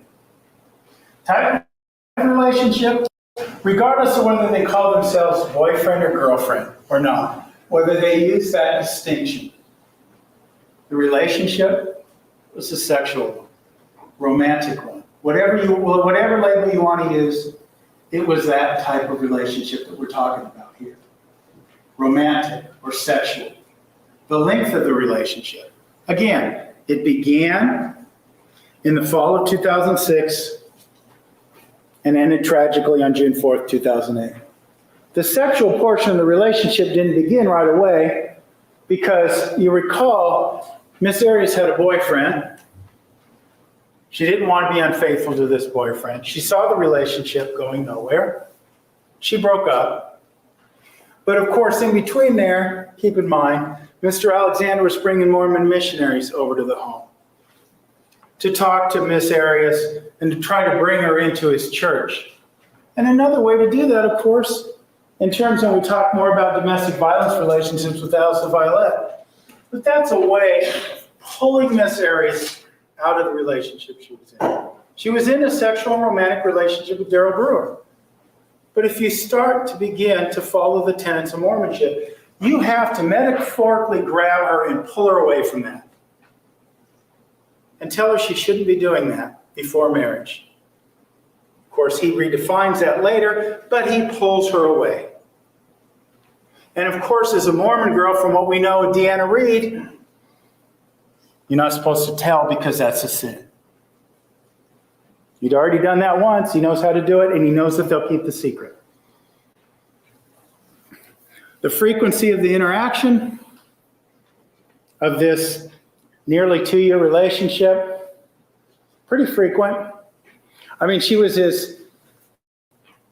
maybe his backup booty call. Maybe some days she was his first string booty call. Who knows?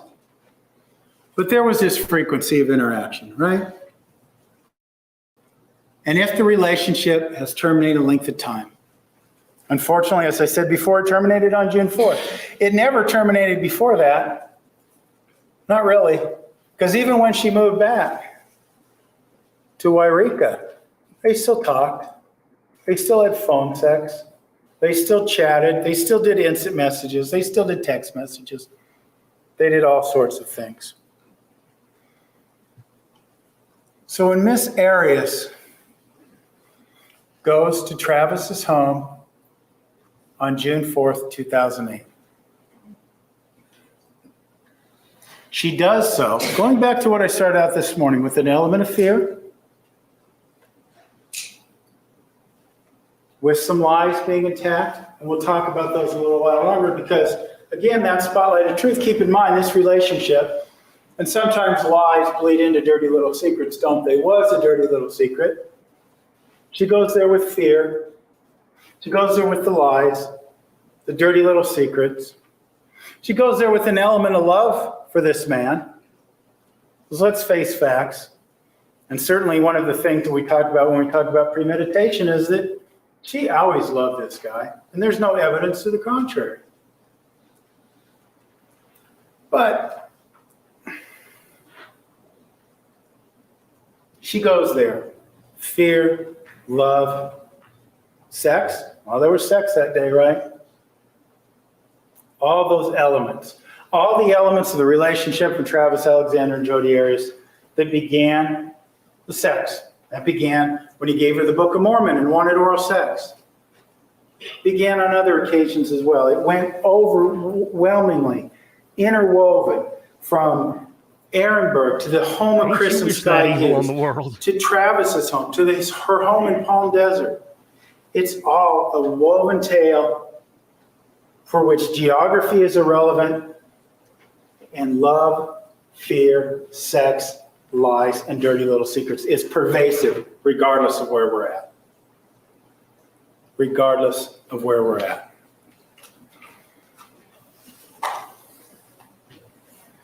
So, Miss Arias tells you that on June 4th, she arrives at the home. We talked a little earlier today about how he was watching YouTube videos, how he went to sleep, how they woke up, how they had this sex.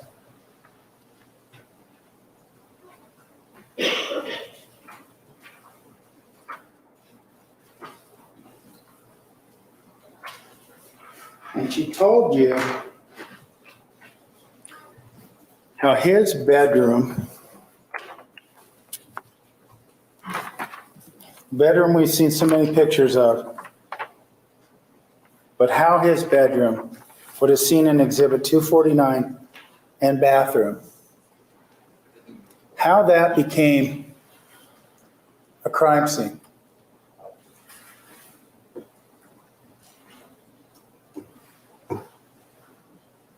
She talked to you about that, didn't she? Now, of course, the state says she's a liar,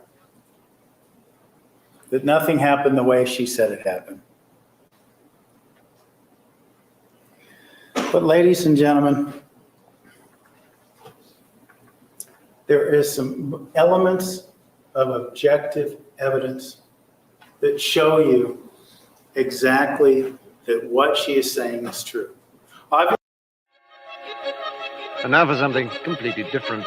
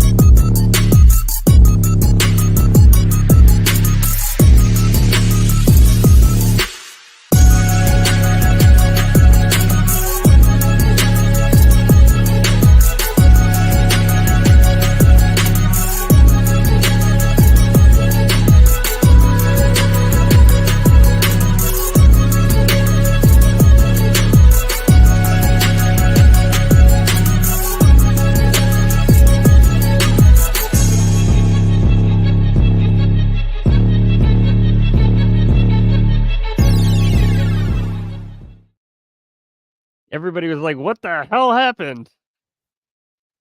That's called a trailer. That's our next case for those of you who are coming in. We're going to be doing that after the Jodi trial, when the Jodi trial's over. Also, somebody mentioned Portal, and it reminded me of a story, and I needed a segue for a second, so I was like, we'll trailer it. Why not? Earlier today, they're really little Bruce Crimes. They're really into like crafts, right? And so you remember those plastic like little beads that you put annoyingly on the board, and then you ironed them, right? And they became this design. So segways are weird. So was the death of the man who invented the Segway, which was on a Segway. Anyways, so he's doing that thing with the iron, he's putting the beads on, and he's the crowd surfer. He's very logical. So the crowd surfing was totally out of the ordinary, but still cool. Anyway, so he's into symmetry, and he makes these things that are so symmetrical, it's ridiculous. And so he makes this design, and it's like this modified diamond, and it's got a circle in the middle, and really, really cool. And he said, buddy, that's awesome. I was like, that is awesome. What were you going for? What is that? And he looks at me with the straightest face in the world and goes, it's a portal.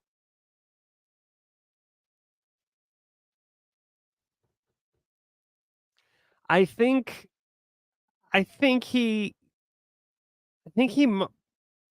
do you think he's watching our streams? I'm just wondering. No, but they do have those too. I remember those. They were they were a crazy commercial when I was a kid, and I always wanted them, never had them, so I got them for him. They're so cool.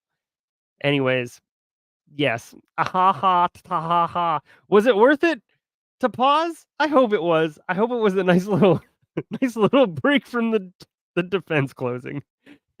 And now we're back. Obviously, we have the computer evidence, right? She says what time you got there. We have the pictures. Yeah, Now, another lie the Everyone loves state believes that Twinkies. there's another lie here, right? That before she arrives at this soon-to-be crime scene, she is lying about her abuse. That she was never a victim of physical abuse. Never. Why? Two reasons have been proffered by the state. One, because she never wrote it in her journals. She did not say, "Dear diary, Travis smacked the crap out of me today." She didn't say that. She didn't say, "Dear diary, Travis ejaculated on my face today." She didn't say that. Hello. She didn't say, "Dear diary, Travis choked me until the point I passed out." She didn't say that. She didn't say, "Oh, he slapped me upside the head in the car because I wanted to move back." She didn't say that. That shows that none of these things ever happened. And oh yeah, she didn't write, "Hey, dear diary, I saw Travis masturbating to an image of a child." Your mother was a hamster, And so, and your and father she didn't call the cops about any of those things. So therefore, she's lying. Again, it's another one of these house of cards because it seems to set up this premise as it relates to the journals anyway, that there's this requirement that a journal be complete. You know, he's asking Miss Violet, well, the journal's not complete unless it details everything. Well, I guess logically that's true. That's an unprovable premise. So she didn't write down every time she went to the bathroom on January 24th when she said nothing noteworthy to report. She didn't write all these other things down. And so therefore they didn't happen, right? I don't know what laws of journaling or what rules of journaling the state thinks apply here. But that's nonsensical. Because she's not required to do it. And guess what else? You know, the state had an expert up here. Well, one day she called herself an expert, one day she didn't. She might have been right the first day when she said she wasn't. But later she claimed to be a domestic violence expert, right? Janine DeMarte, 1 year of experience. Well, of course, she counted her time as a student. So if you count all those years, it was a lot more. But, you know, 1 year license, she's out there and she says, you know, she had this experience in domestic violence and actually administering questionnaires is what she did. But she said, what we all know, really common sense, is that battered women lie, right? They don't call the cops all the time. Alice Violet told us the same thing. They don't call the cops. They don't make a report. Like Alice told you, a vision out. Imagine, you know, someone's in a relationship for 10 years. They have 2 kids together. The guy has a good job. And he gets drunk and he hits the woman, right? According to the state's theory, and she doesn't report because she doesn't want him to lose his job. She doesn't want to get into trouble. She thinks it's a one-time thing, and she doesn't report. Now, under the state's theory, that woman was never hit because it wasn't in a police report. Well, let's shine the light of truth on that, shall we, ladies and gentlemen? How much sense does that make? That woman, she didn't report it. She wasn't hit. Come on. I mean, come on. That is repulsive. Now, the state said yesterday that Miss Arias was trying to, implying that Miss Arias is trying to victimize Travis Alexander all over again by coming up with this theory that he's a pedophile, right? And then she caught him looking at this image of a child.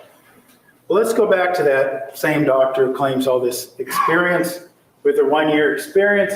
She was asked a pretty basic question. I think even with 1 year experience, she could answer it.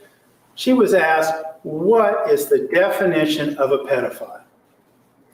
And Dr. DeMarte said something to the effect of someone who has a sexual interest in prepubescent children. Okay.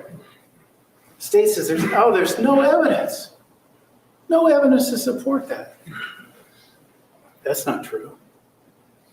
That's not true. On May 10th, 2008, you heard about 45 minutes of a phone conversation about Travis Alexander. And what was said during that phone conversation? Now keep in mind, obviously the state's trying to write it off as a heat of the moment type of thing. But when Miss Arias has her orgasm, whether real or fake, according to the state, any woman's faked her orgasm is a big liar, and nothing she ever said should be believed. She's a fraud. That needs to be celebrated. But putting that aside, there's this idea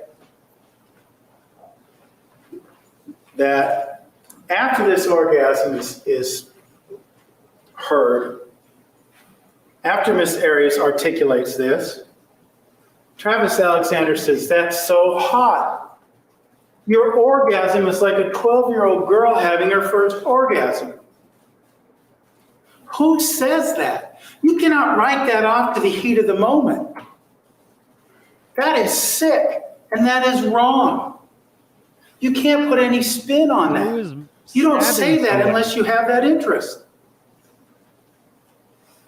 And keep in mind something else. He doesn't just say it once. Oops, I screwed up. She says, what'd you say? Out of shock, what'd you say? And he doubles down. It's like a 12-year-old girl having her first orgasm. Let's hope, ladies and gentlemen, that he doesn't know what that sounds like. But he said it, and he said it twice. The fact that it doesn't say, Dear Diary, I saw Travis masturbating to an image of a child, doesn't matter. You have Travis Alexander's own voice saying this.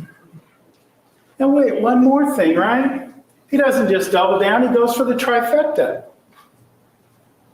He says, like corking the pot of a little girl.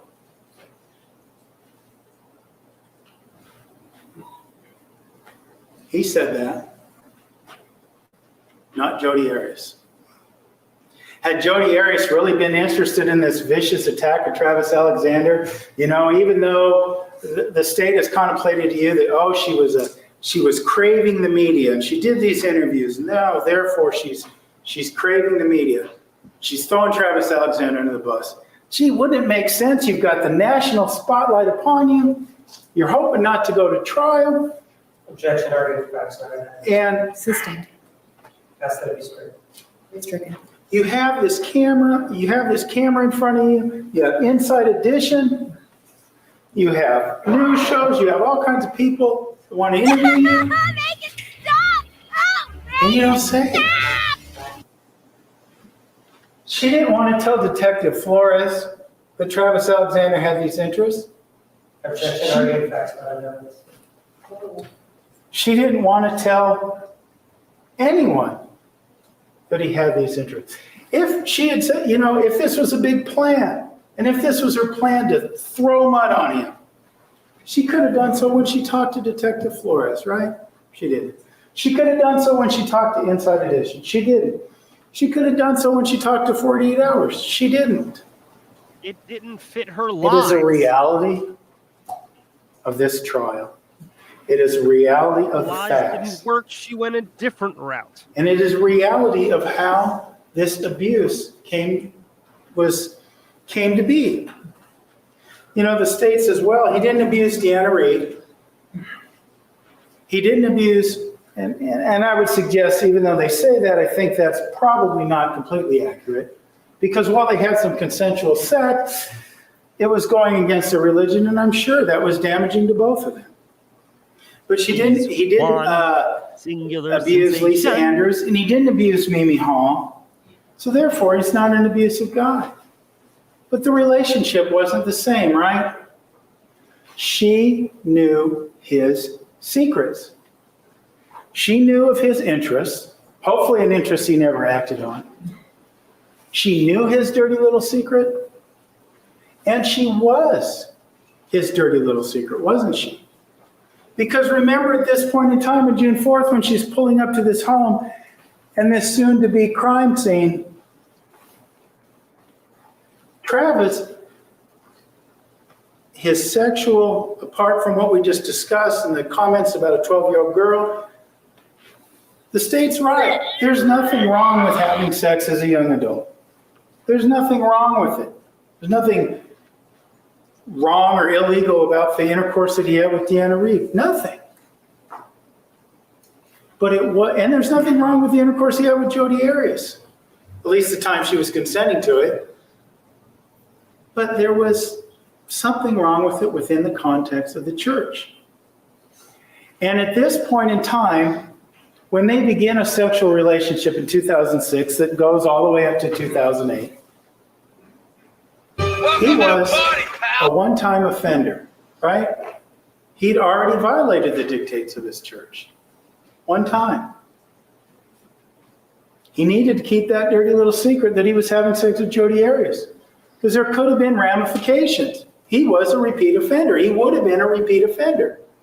There's no doubt about that. No doubt about that. So the relationship was different. The need to control her was different for those reasons. What did we also hear on this tape that is demonstrative of this relationship? We heard Travis Alexander engage in what Alice LaViolette called character assassination, name calling, whatever place you want to put it on the continuum. Remember the beginning of the tape, before the sexual portions got played. You heard Mr. Alexander talking about Mr. Abe Abduhadi. And he talked about a confrontation he had with him. Well, not a confrontation per se, because if you recall, and if you choose to listen to this in your deliberations, Mr. Alexander says that he intimidated him in the bathroom. He was a jealous guy. Hey, I gave him the I'm going to whip your A vibe. Says something to that effect. I'm going to whip his ass because he kissed my girlfriend. Jodi says, he wasn't the girlfriend at the time. I don't care. I intimidated him in the bathroom. Jodi says, he said nothing but nice things about you. I don't care. I was going to whip his ass. He's a violent guy, right? He had a punching bag, and you saw the exhibits. He had a punching bag in the hallway outside his office. Maybe he needed that for when Jodi Arias wasn't around. I don't know. But he was also a big fan of the Fight Club, right? Cage fighting. Bleeding, broken bones, cage fighting.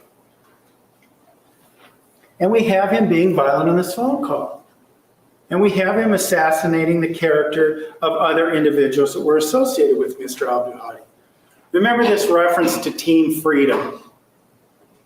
She talked about, I may go to a Team Freedom event. Of course, Mr. Alexander probably knew that Mr. Abduhadi was a part of this and wanted to stop any perpetuation of any relationship. Maybe that was his motivation, I don't know. But he says those people are soulless. Those people are soulless. They're the worst. They don't care. They just want to drink and party, and they're terrible people. He's assassinated the character of other individuals, hasn't he? Those people on Team Freedom. It's all consistent. Character assassination. We saw it, right? We heard it. Whore, slut, three-hole wonder. The only thing you're good at is giving blowjobs. Things like that. Saying it, though. Bitch. And Dr. DeMarte, in an effort to try to, save face with her, what appeared to be scripted testimony, says that's an inappropriate communication pattern. Something to that effect. That Mr. Alexander had an inappropriate communication pattern. Seriously? Inappropriate communication pattern? Who wants to be called a slut, whore, bitch, and three-hole wonder? That's beyond inappropriate. But all those things, the fear that she'd experienced in the violence before, the love she had for Mr. Alexander, the sex, the lies. Keep in mind now, the lies. Sure, Jodi lied, but Travis Alexander lied as well too, didn't he?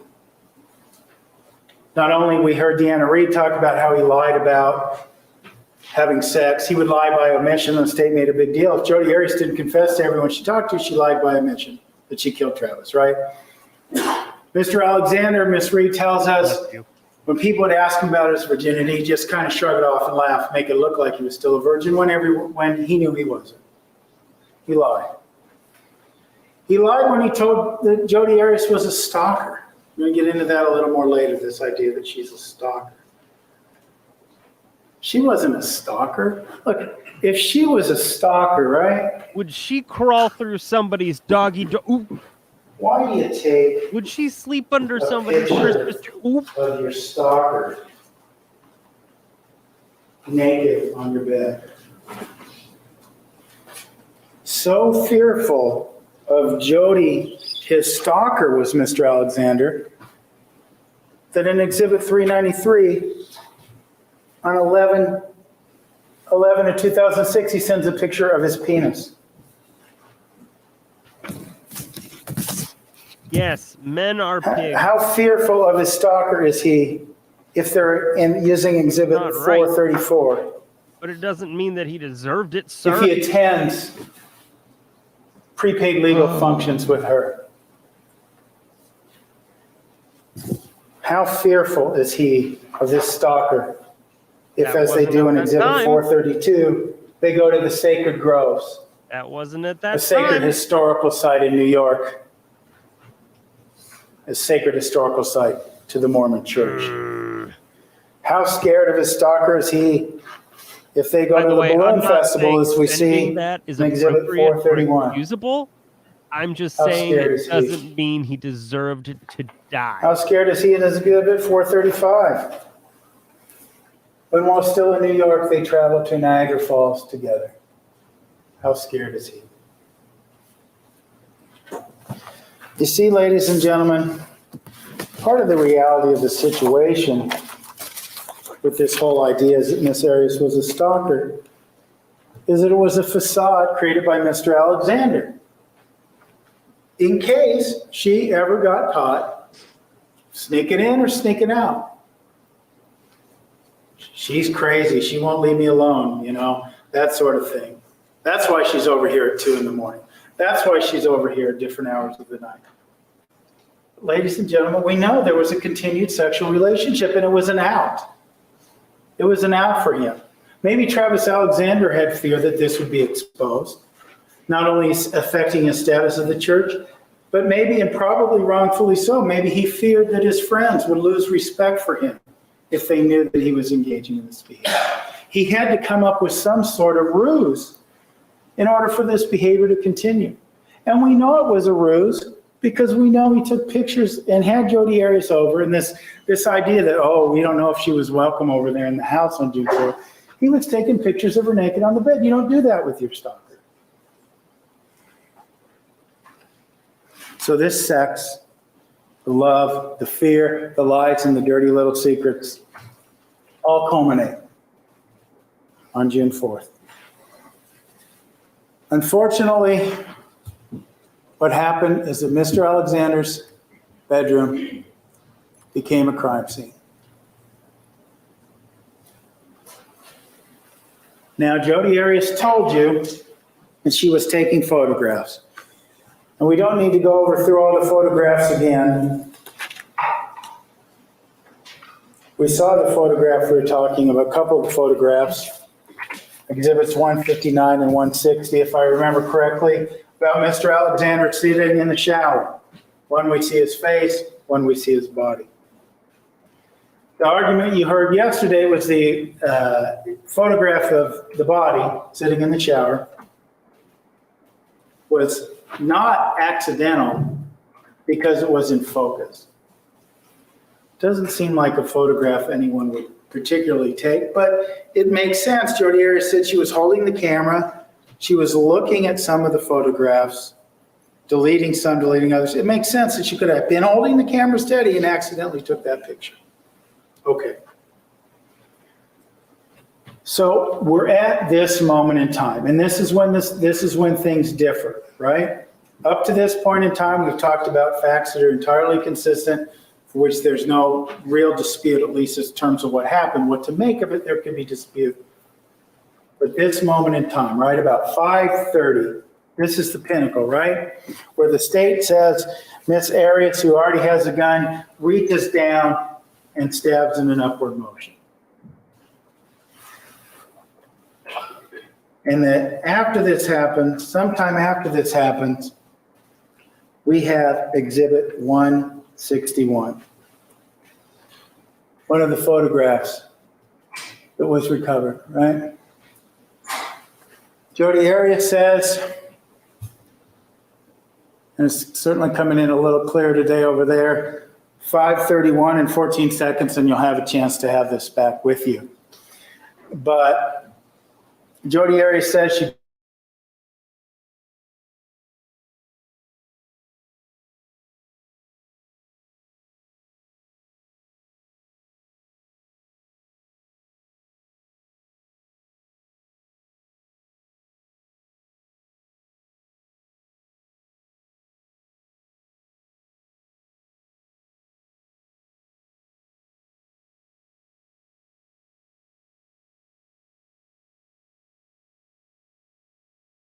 in it. He's attacking her at her core, insulting her. Miss LaViolette talked about those kind of insults, right? I guess they'll hire anybody type of insults. Attack her right at the core. Even a 5-year-old could hold the camera. You're stupid. And then Did I lose? Watch. I don't know what's wrong with my...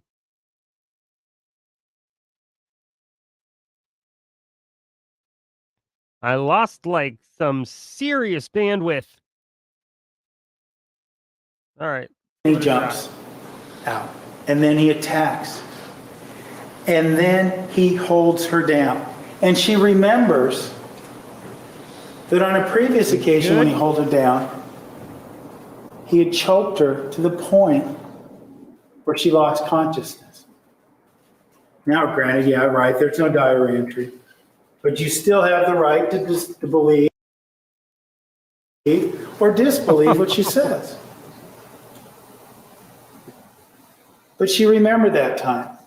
And she thought it might go further this time because the instances of violence were becoming more frequent and more severe. She feared that it might go farther. This time was different. He was angry. He was angry in a different way. She talked about getting out from under there. And you or your fellow jurors who aren't here anymore, ask her some questions about this area here. The bathroom.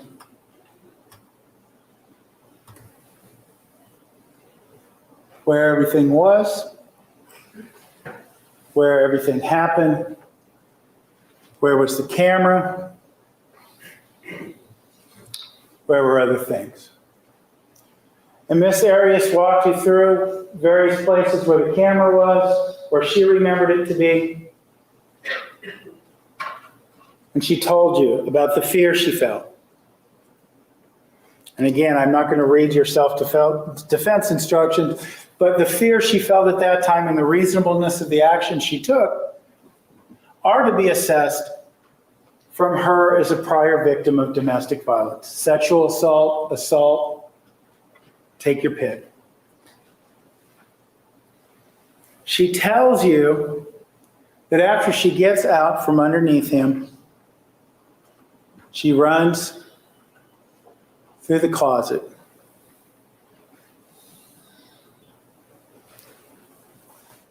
She tells you that while in the closet, she remembers from her experience as a maid to Mr. Alexander, not wearing the French maid outfit, but cleaning for him, that he had owned a gun. I would She do tells you, anything for showing love. Exhibit 69. Let's start with Exhibit 69. She says, I grabbed the gun off the top shelf. And we learned from Detective Flores' measurements that if we believe the shelf to be the same as it was 5 years ago, that it's about 7 feet tall. And that's where she says she got the gun. Maybe it shows up a little better in Exhibit 70. She grabs the gun. She runs to the closet and grabs the gun. Now, you recall it wasn't that many days ago, Detective Flores was on the stand saying that he didn't measure the height to any of these other shelves when he went back in there. Remember, he said that he put them in the identical position that they were on June 4th. And he measures them, and he measures the top, and he measures the ceiling, but he doesn't measure any of these shelves. Now, ladies and gentlemen, one of the things that the state is postulating to you is the idea that Miss Arias is lying because a closet right there that day, at that point in time on June 10th, 11th, 13th, when Mesa Police Department was processing the scene, that nothing's disturbed. Therefore, there's no way it could have happened the way she says it did.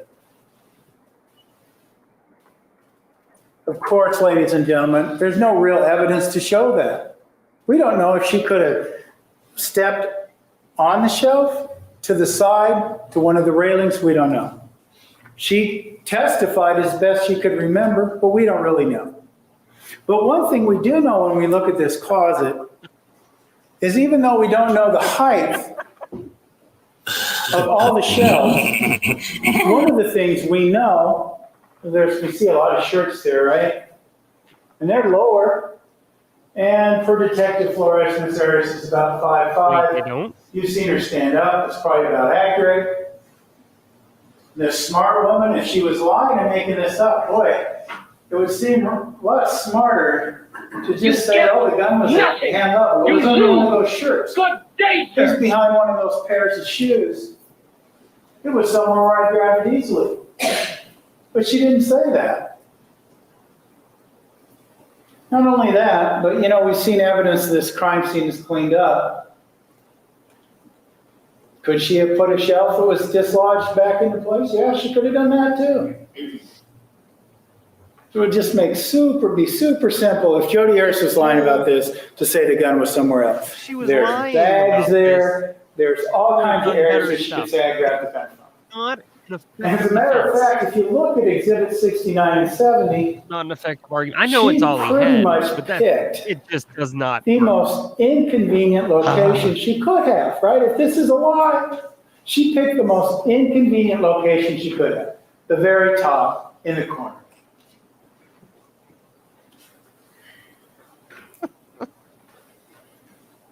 Okay.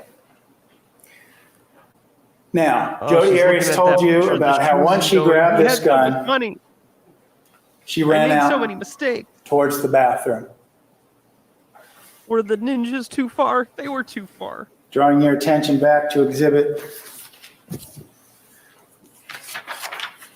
249, we see how she was able to run through and run back out the other way.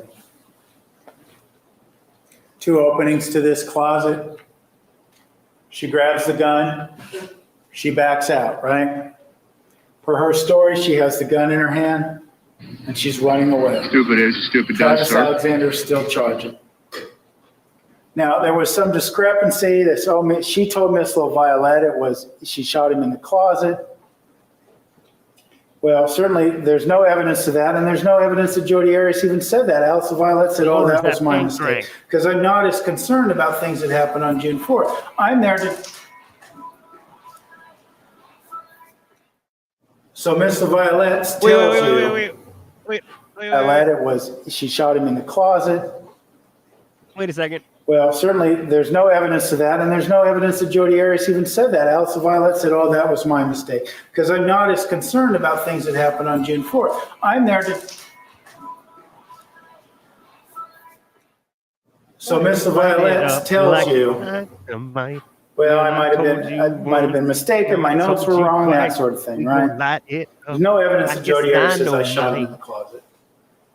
But to say it again, build the house of cards, call it a lie, and knock it back down.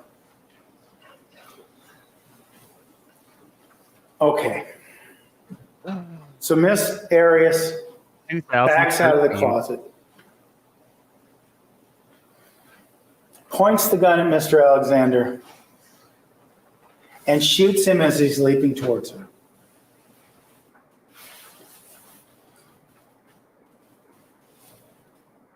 Now recall the entrance and exit of the bullet wound, right?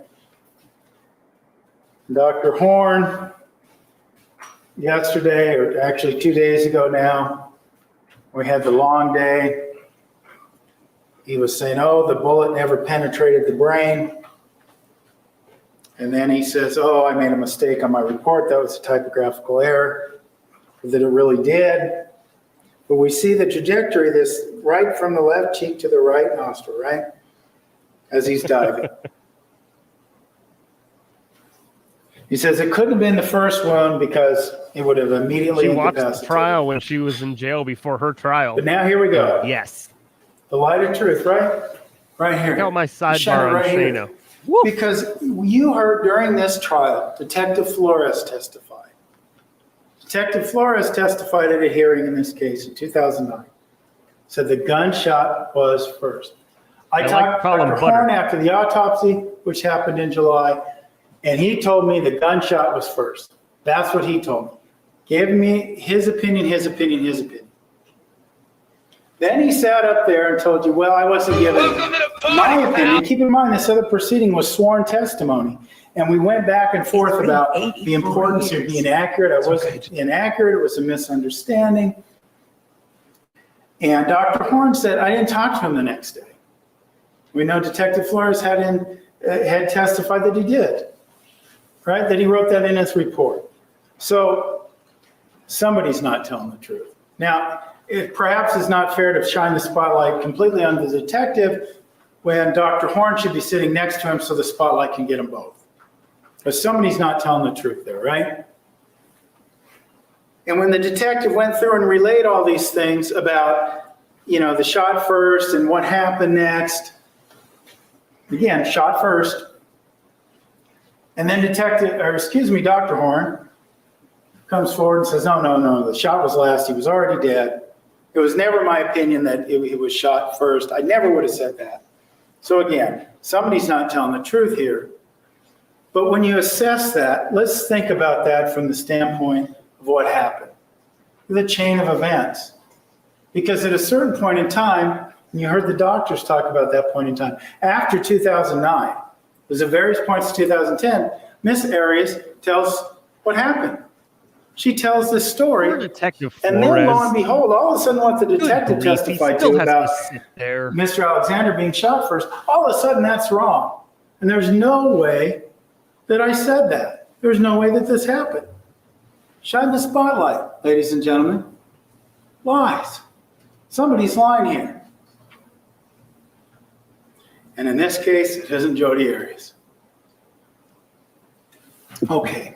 So she tells you he dives like a linebacker and takes her down. The gun goes off. He falls on top of her.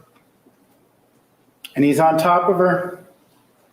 And he's been shot. And he says, fucking kill you, bitch. After he's been shot in the head. There's a threat there. Obviously, there was a threat there before because he's chasing her. She was in reasonable fear that he was going to end her life. It's part of the reality, ladies and gentlemen, of this day is that out of this scene, out of this picture, behind which many dirty little secrets were held, somebody was not going to make it out. He looks incredibly uncomfortable. Is my volume It better? was either going to be Jodi or it was going to be Travis. Not an Now. option. What Jodi told you after that is that after she remembers fucking kill you, bitch, This is is not very why much, right? it is very clear. She that tells you that she has lost she's her capable memory. of She didn't either have stab it, or shoot. perhaps, to be but she honest with doesn't you. remember. And Dr. Samuels talked to you about flight, excuse me, and how the hippocampus doesn't necessarily process those memories. She may never had them in the first place. And we talked a lot about PTSD, and we don't have to go over that again. We know all the tests. We know the tests were consistent. And we know that trauma is trauma, whether it was a bear, lion, tiger, or this mysterious gopher that was introduced a couple days ago. I'm not throwing away my shot. Right? We know that. We know trauma is trauma. And we know that she was attacked by two intruders or by Mr. Alexander. There was trauma there. And let's face it, going back to lies and things of that nature while I'm thinking about it, Jodi Arias been wanting to get Mr. Alexander, like I said before. She would have just said, oh, he attacked me, he's a pedophile, he's terrible. But she came up with this silly lie about two intruders to try to avoid the reality, to try to avoid the airing in front of these cameras of everything that was at one time a dirty little secret. See, one thing this trial did is it ripped the lid off all the secrets. She's a bad liar. And if Jodi Arias, I would submit to you, wanted to rip that lid off, she could have done it when she sat down with Detective Flores on July 15th or July 16th. One of the things, though, about this memory loss, you had some questions about it. It was referred to as the fog, right? And that she didn't have memories of what happened next. She told you about a couple things, though, related to her memory. She said she had, and I think it was in response to one of your questions, she had some vague memories of being on her knees and dropping the knife and screaming. And that she had some memories of the knife going in the dishwasher, but she's not sure, did that happen on a previous occasion or did that happen on June 4th? She wasn't sure. And you know, probably the argument you're going to hear or that you have heard is that this is just made up. That she remembers exactly what she did and she's lying. She's feigning this memory loss. This memory loss was real. We went through the testimony. Dr. DeMarte tried to say lie every other word if she could about Jodi Arias. Said, oh, if she would have remembered, she knew what she was doing. That's why there was, she knew there was blood on her hands and killed him, that sort of thing, right? She knew it's feigned, it's fake. She's lying about it. I want to be a frosted flake now. Well, the problem is, if she were lying, again, if she were lying about this stage of events, this smart woman, if she's lying about this stage of events, we saw the closet, we talked about that, wouldn't she actually make up a lie where she remembered? Where she said he chased me down the hallway and he kept screaming, I'm going to kill you, I'm going to kill you, I'm going to kill you, you're going to die. Say anything like that? No. Could she have made up a story where Travis Alexander grabbed the knife and said, I'm going to kill you? And then dropped it, or she knocked it out of his hand? She could have done that, right, if she was lying? She didn't. She didn't. And the proposition put forward that, she had years to think about this, and this is what she came up with. And this fog is part of it, right? This fog is not made up because ultimately it is instead an inconvenient truth. It would be much more convenient for Ms. Arias to tell you the sort of things that we just talked about. To paint this horrific scene, right? Of what he did. She didn't do that because she couldn't. She couldn't. Now, whether the memories were there and never moved into the portion of the brain that stores them, or whether trauma prevented them from being processed, We don't know for sure, obviously. But we know that this is indeed an inconvenient truth. And keep in mind, ladies and gentlemen, It was a they bang say, oh, this blocker. woman's smart, she's planned her lies, Get it right, Jodi. and she's planned this crime for weeks, and now by the time she's with Detective Flores, it's been months.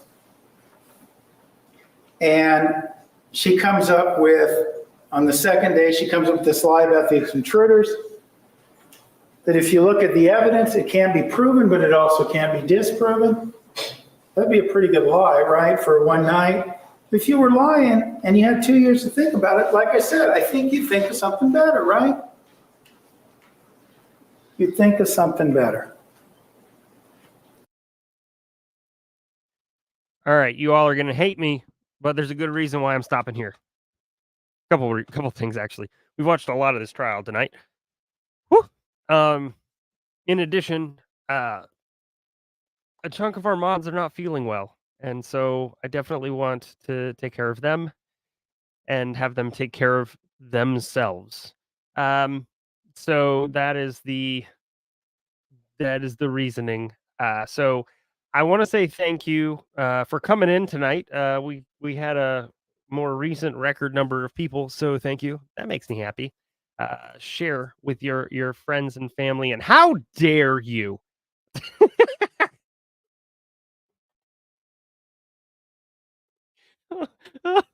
The Vyvanse has run out. I know I'm blurry. I'm gonna hang up now. No, you hang up. You hang up. For some reason my bandwidth has dropped dramatically. I don't know why. But listen, thank you so much. Court is adjourned, so I don't forget. Take care of yourself, mods. Here's looking at you. Take care of your friends and your family. Don't forget to smile. As Pentouffle says, don't let anybody dull your sparkle, and shine on. Shine on, you crazy diamonds. I'll see you Wednesday for the answers to the quiz. Make sure you get them in before that day at 8:45. I'll see you then. Bye.